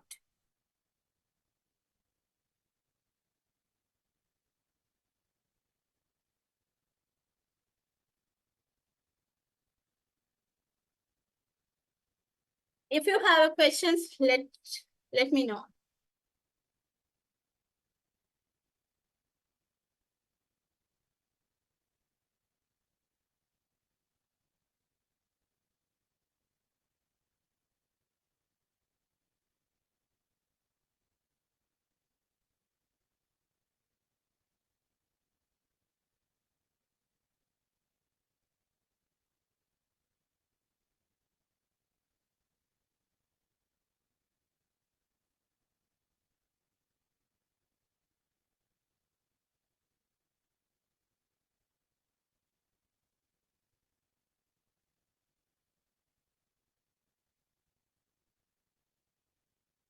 Right, no questions. Okay, go ahead.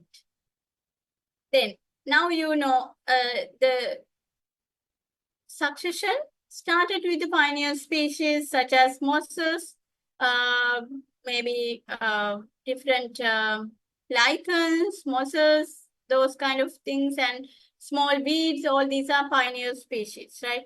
These pioneer species can survive under very harsh conditions. They can tolerate the heavy sunlight, heavy temperature, high temperatures, and low humidity. All the things, they are tolerable, and they can even create good grounds for the next generation, that is subclimax species, right? So the next stage is subclimax, and then it is developed until to having pre-climax community, and those again develop or replaced by new species and more developed versions of species, and little by little create the climax community. That is the last stage of the ecological succession. So the first stage is pioneers and the last stage is climax. Okay. So if we destroy that kind of climax forest, it again drastically down into the first stage and come back in from this pioneer stage. That is the problem. Okay.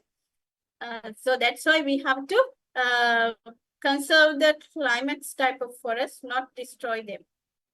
Right, they are stable, that climax community, they are stable vegetation, very well developed one, very complex one, lot more processes going on, so much stable system. Let's see what are the pioneers. Pioneers are species that occupy the first stand development stage, right?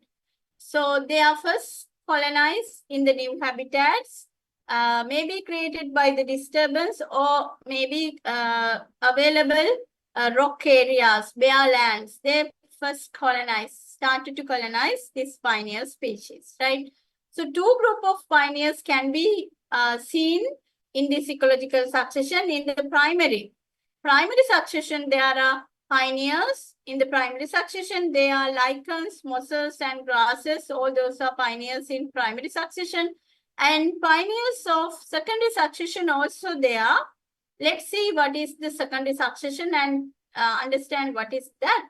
But pioneers in the secondary succession, most probably fast-growing tree species. Okay. Yeah. Then we have climax community. Climax community, I repeatedly saying that it is a very complex community and very stable community, and succession looks like it stops when the species composition reach to this climax status, so that we can't see anything change hereafter. We can't see any changes happening hereafter in terms of composition, in terms of forest structure, likewise. Okay, so that is the status of the climax community. And now we are going to talk about the secondary succession, which is a little bit somewhat different from the primary succession in terms of colonization, recolonization, right? So this secondary succession started after forest fires, maybe disease, cyclones, or after human disturbances like deforestation, harvesting, or whatever, forest destructing, or whatever the human impact, okay? So started to recolonize the forest after this disturbance, that we called as secondary succession, right? Okay. Now, after the secondary succession, what happened? Let's see. Let's think about. There's a forest, right? There's a well-developed forest is there, and forest fires. Sudden forest fires comes and destroy everything. Every forest area destroyed. Now started again, that succession, ecological succession start again from that point, again from that disturbance, again from that forest fire, right? So that what is the difference from primary succession and the secondary succession? මොනවද මේ මොකද්ද දැන් තියෙන දකින්න difference එක primary succession එකේ secondary succession එකේ? Yeah, like earlier you can find out the answers maybe searching in different platforms using your devices, and tell me what is the difference between primary succession and secondary succession. I told you secondary succession happening after the disturbance, like forest fire, disease or cyclone or whatever thing. After the disturbance, started to colonize the community and go forward like primary succession. But still there is a difference between primary and secondary succession. What are those?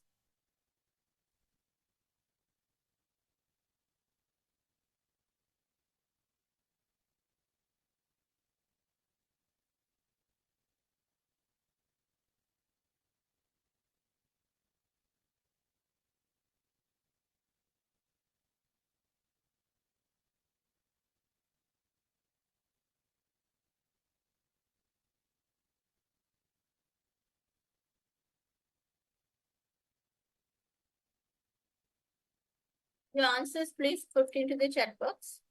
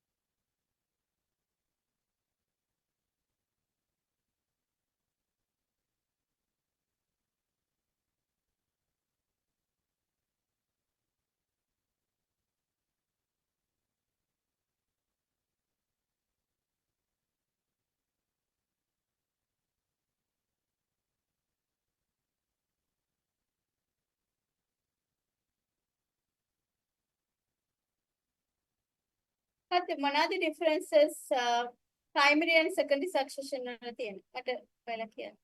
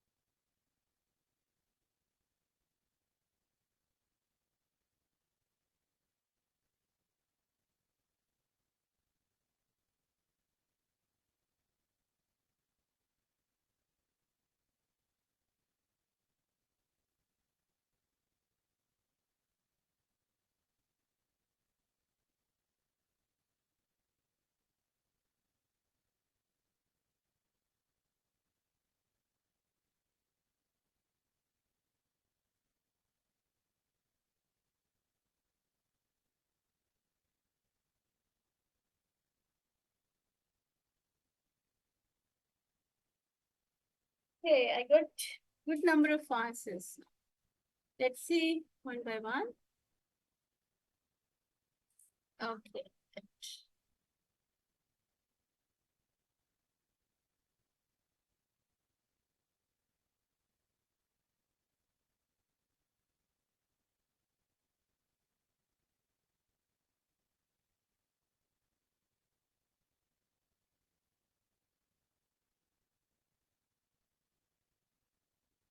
Okay. In primary succession, pioneer species are lichens, mosses, and in secondary succession, grass and weeds. Okay, because in primary succession, they have to lichens and mosses and everything. That species need to develop the soil and they want to develop the soil as well. But in the secondary succession, already there is a soil and big kind of a good resource now. The soil well developed so that trees can start to grow. Not only grasses and weeds, but the trees itself can grow on that area, right? Because earlier it was a forest and suddenly fire comes and only the big forest or the big vegetation only burned out, but soil is there. So that in the soil, maybe there are some different seeds and the other material, reproduction materials also there in that vegetation. So that in the secondary succession started to grow light demanding species. Light demanding species first. Okay, that is correct. Primary succession, no soil initially, good. Soil forms slowly from rocks, good. Secondary succession, soil already present, good. Spatially time duration. Okay, that is also quite correct because in the primary succession, maybe it takes some long time period. It has to create the soil, it has to develop that soil, and then time to time, all the phases move forward. Maybe it is longer time. But in the secondary succession, it started maybe, yeah, it is little bit shorter. The cycle should be shorter. Yeah. Speed of process. Yes. Primary succession very slow, can take 100 of years. Secondary succession faster. Yes, it is correct. Primary succession, no soil in the secondary. Yes. Primary speed very low. Primary speed very low and secondary very fast. Not very fast, but it is comparatively fast, not very fast. Primary and secondary successions are both natural processes too, which ecosystems develop over time, but they differ in their starting conditions. Good. Yeah, that is correct. Primary succession starts from bare lifeless area with no soil. Good. No pre-existing life or soil in the present. Initially, takes very long time. Yes, good. That is also correct. You have done a lot. In the secondary succession, starts in areas where life previously exists, but was disturbed or removed. Yes, soil is already present, making the process faster. Pioneer species are often fast-growing plants. Yes. Pioneer species are often fast-growing plants. Grasses and weeds also correct, but still can grow light-demanding trees even. Then, අපි forest එකක් cut කරොත් ඉස්සෙල්ලාම light demanding species වල seeds තියෙනවා නම් ඒව තමයි පැලවෙන්නේ. Low biomass in primary and high biomass in secondary. Okay. So many answers I got. Good. Primary succession occurs bare lifeless. Yes. Good.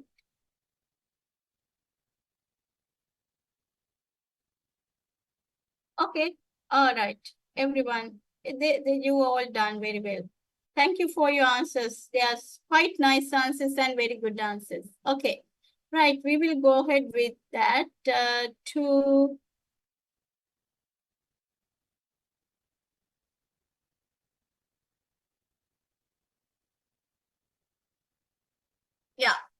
now we going towards kind of biomes, right?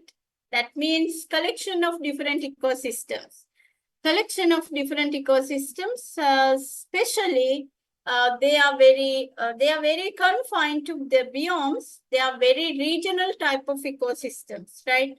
Biome is a broad and it's a regional type of ecosystem, and it characterized by very distinctive climate and soil conditions, right?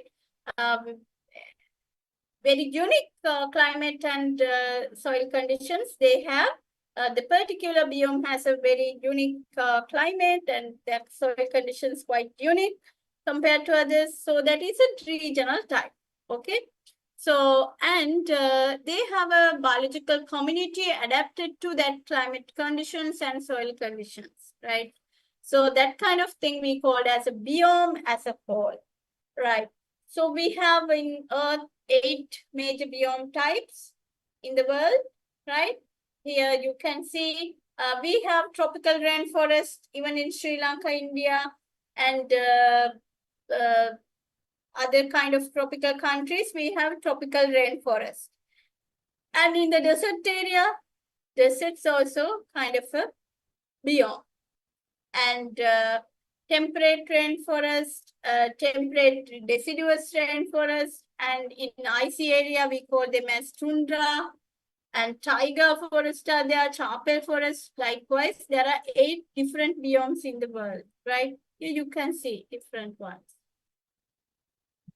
Tundra, chapel, taiga forest, that is we call that as a kind of a triangular shaped forest. And temperate deciduous forest, we have tropical rainforest and temperate rainforest. You know, in the tropical rainforest, we have in only tropical regions, but temperate areas also there are rainforests. So they are called as temperate rainforest. Okay, deserts, grasslands are some of them. All these are different 8 biomes in the world, right? The climate and soil conditions and vegetation composition quite different in one another. So you can you can go through the module for get more information about different characteristics of different these biomes, right?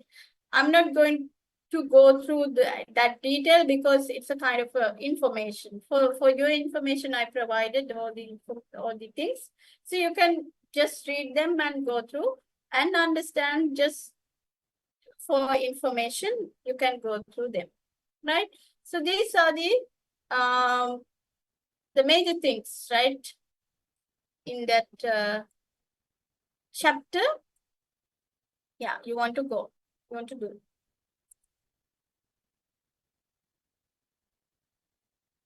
Right. Now,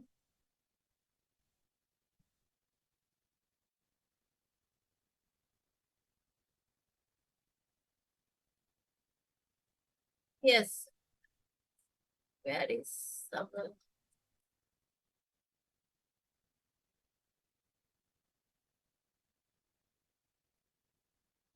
Yeah, biomes.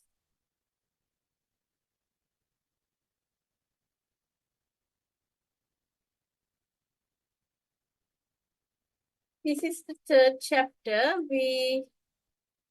Can you see the screen? Yes, right? Can you see the screen with the module? Yes, madam. Okay, good. Right, we completed this chapter 3 with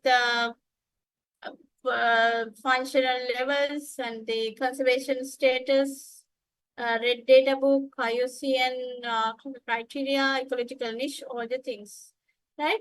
So you can go through this module for more information, right? So then you can understand the things very maybe clearly.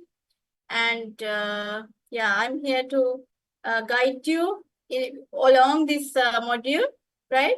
So if you have questions, please let me know. Please ask now so that we can discuss those and go forward.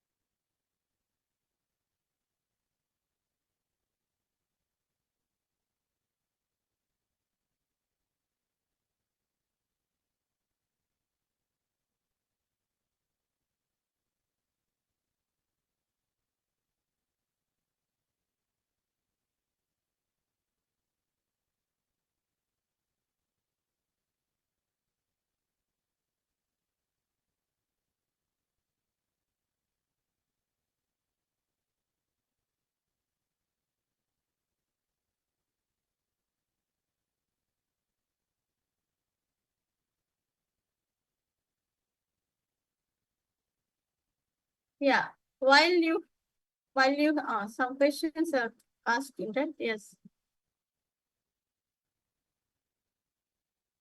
Yeah, 8 major biomes coming to the exam with details. Not much details, but you want to just know what kind tundra biomes exist in where and what kind of conditions they have. Those kind of basic informations only need, not in depth, right? In deep information, I don't need. You want to understand where this biomes exist and what are the general conditions and what it looks like. That area kind of not in detail. I don't need that. When the quiz, yes, quiz, I will upload early next year. Sorry, next year, not sorry. Early next week. Very sorry. Early next week, and you can answer for that as well. Complete that as well. Can upload today chapter 3 lecture note. Yes, yes, I will do that.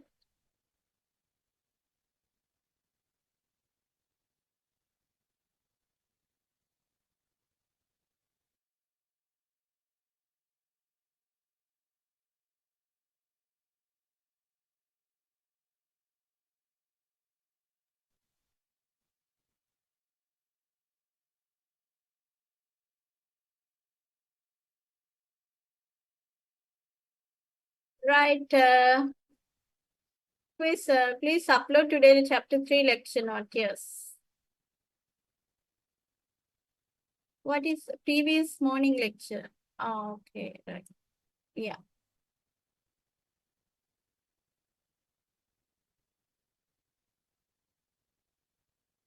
Yes.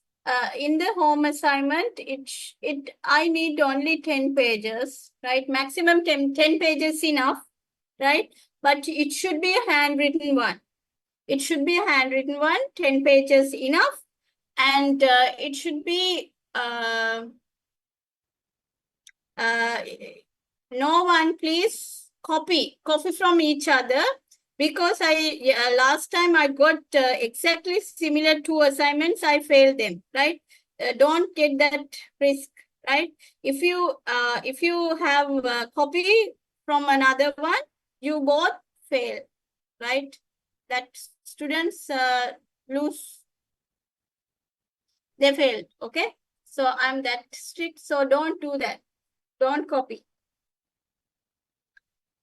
Model paper, no, we don't have model paper, but the structure of the paper. MCQ is there, and structured essay, and also the essay questions, 2 essay questions. Secondary recording. Actually, I had a kind of a problem when it is recording. What is that? What is called? It was kind of a error coming out, so that's why I couldn't make it. Try to do it. If I have previous recording, I will upload it. I'm thinking in that way, because kind of a technical error happened while recording.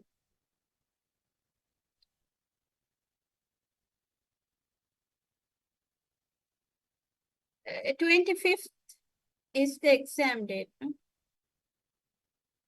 Yeah. Okay. Anything else?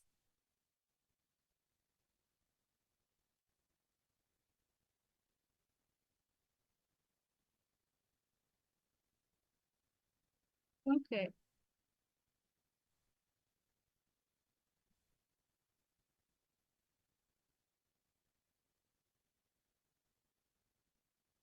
Yeah, I will show you that home assignment. Excuse me, madam. Oh, what? Sorry. Okay. LMS quiz this week or next week? I will give you deadline for that. It is not that hurry, but you have some time to complete it. Okay. So, yeah, I will give time period to complete it. You want to complete the quiz during that time period. Okay?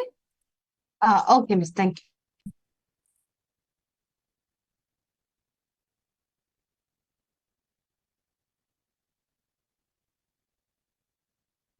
During that period, but only if you started that quiz, you have maybe 15 minutes or 10 minutes to complete that. Okay? You can take the quiz at any time, but once started it there's a time limit. Okay? That's how it's going. Understood? Okay, ma'am. Thank you. Okay. Understood.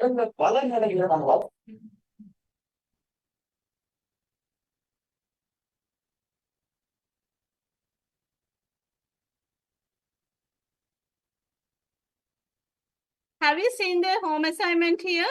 I think I uploaded it. Yes, Miss. You upload the LMS. Yeah. Yes.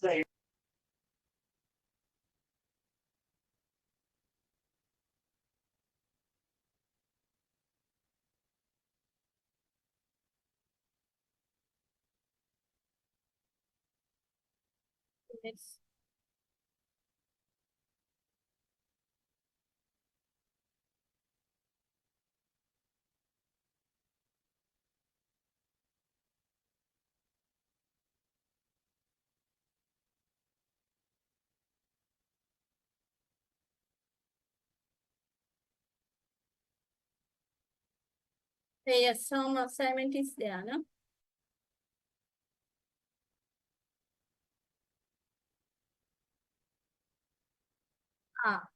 So your home assignment is you want to select a major industry in Sri Lanka and explain the nature of its pollution, right?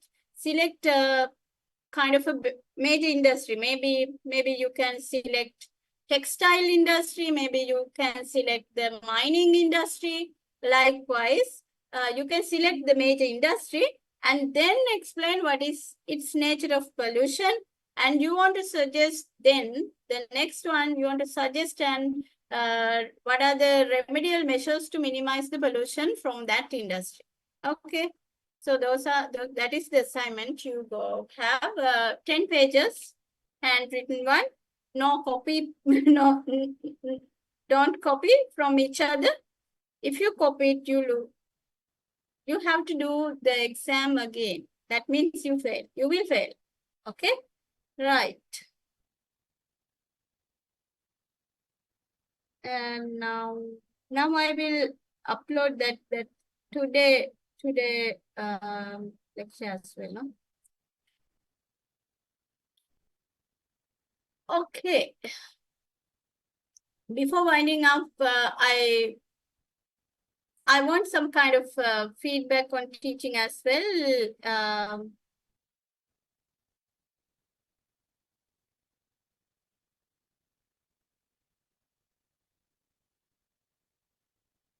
In the home assignment, you can add 1 or 2 photos enough. 2 photos maximum enough. Okay? No more photos. I don't need.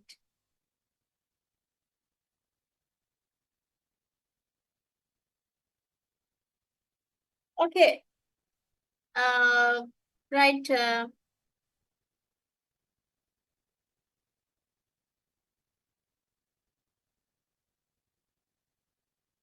Yeah, you can give me some comments on teaching as well. So it would be good to have that comments to me as well.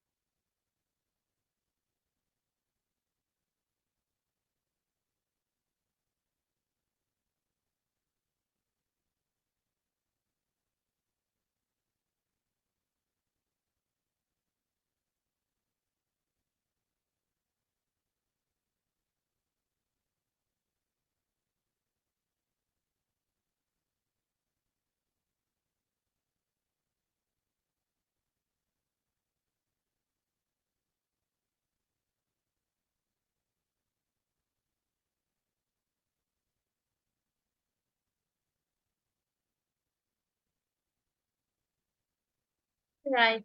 Thank you very much. I think you could get the things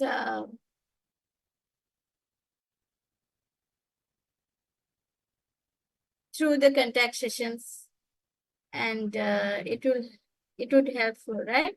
So thank you very much for your complimentary comments. And yeah, please go through the module as well so that you can confirming the things and also you can get the clearly understood the things as well. And also you can go through the presentations, so it is easy to go through quickly throughout the module, like across the module, you can actually go through quickly if you follow the presentations, right? So I think that would be good to do, right? And prepare for the exam, right? Prepare for the exam. You'll be able to do a good job and get a good mark. Okay. All right. Still, if you have questions, please let me know. I mean, the things you want to clarify, you can ask from me. I will clarify you. And thank you very much for your comments.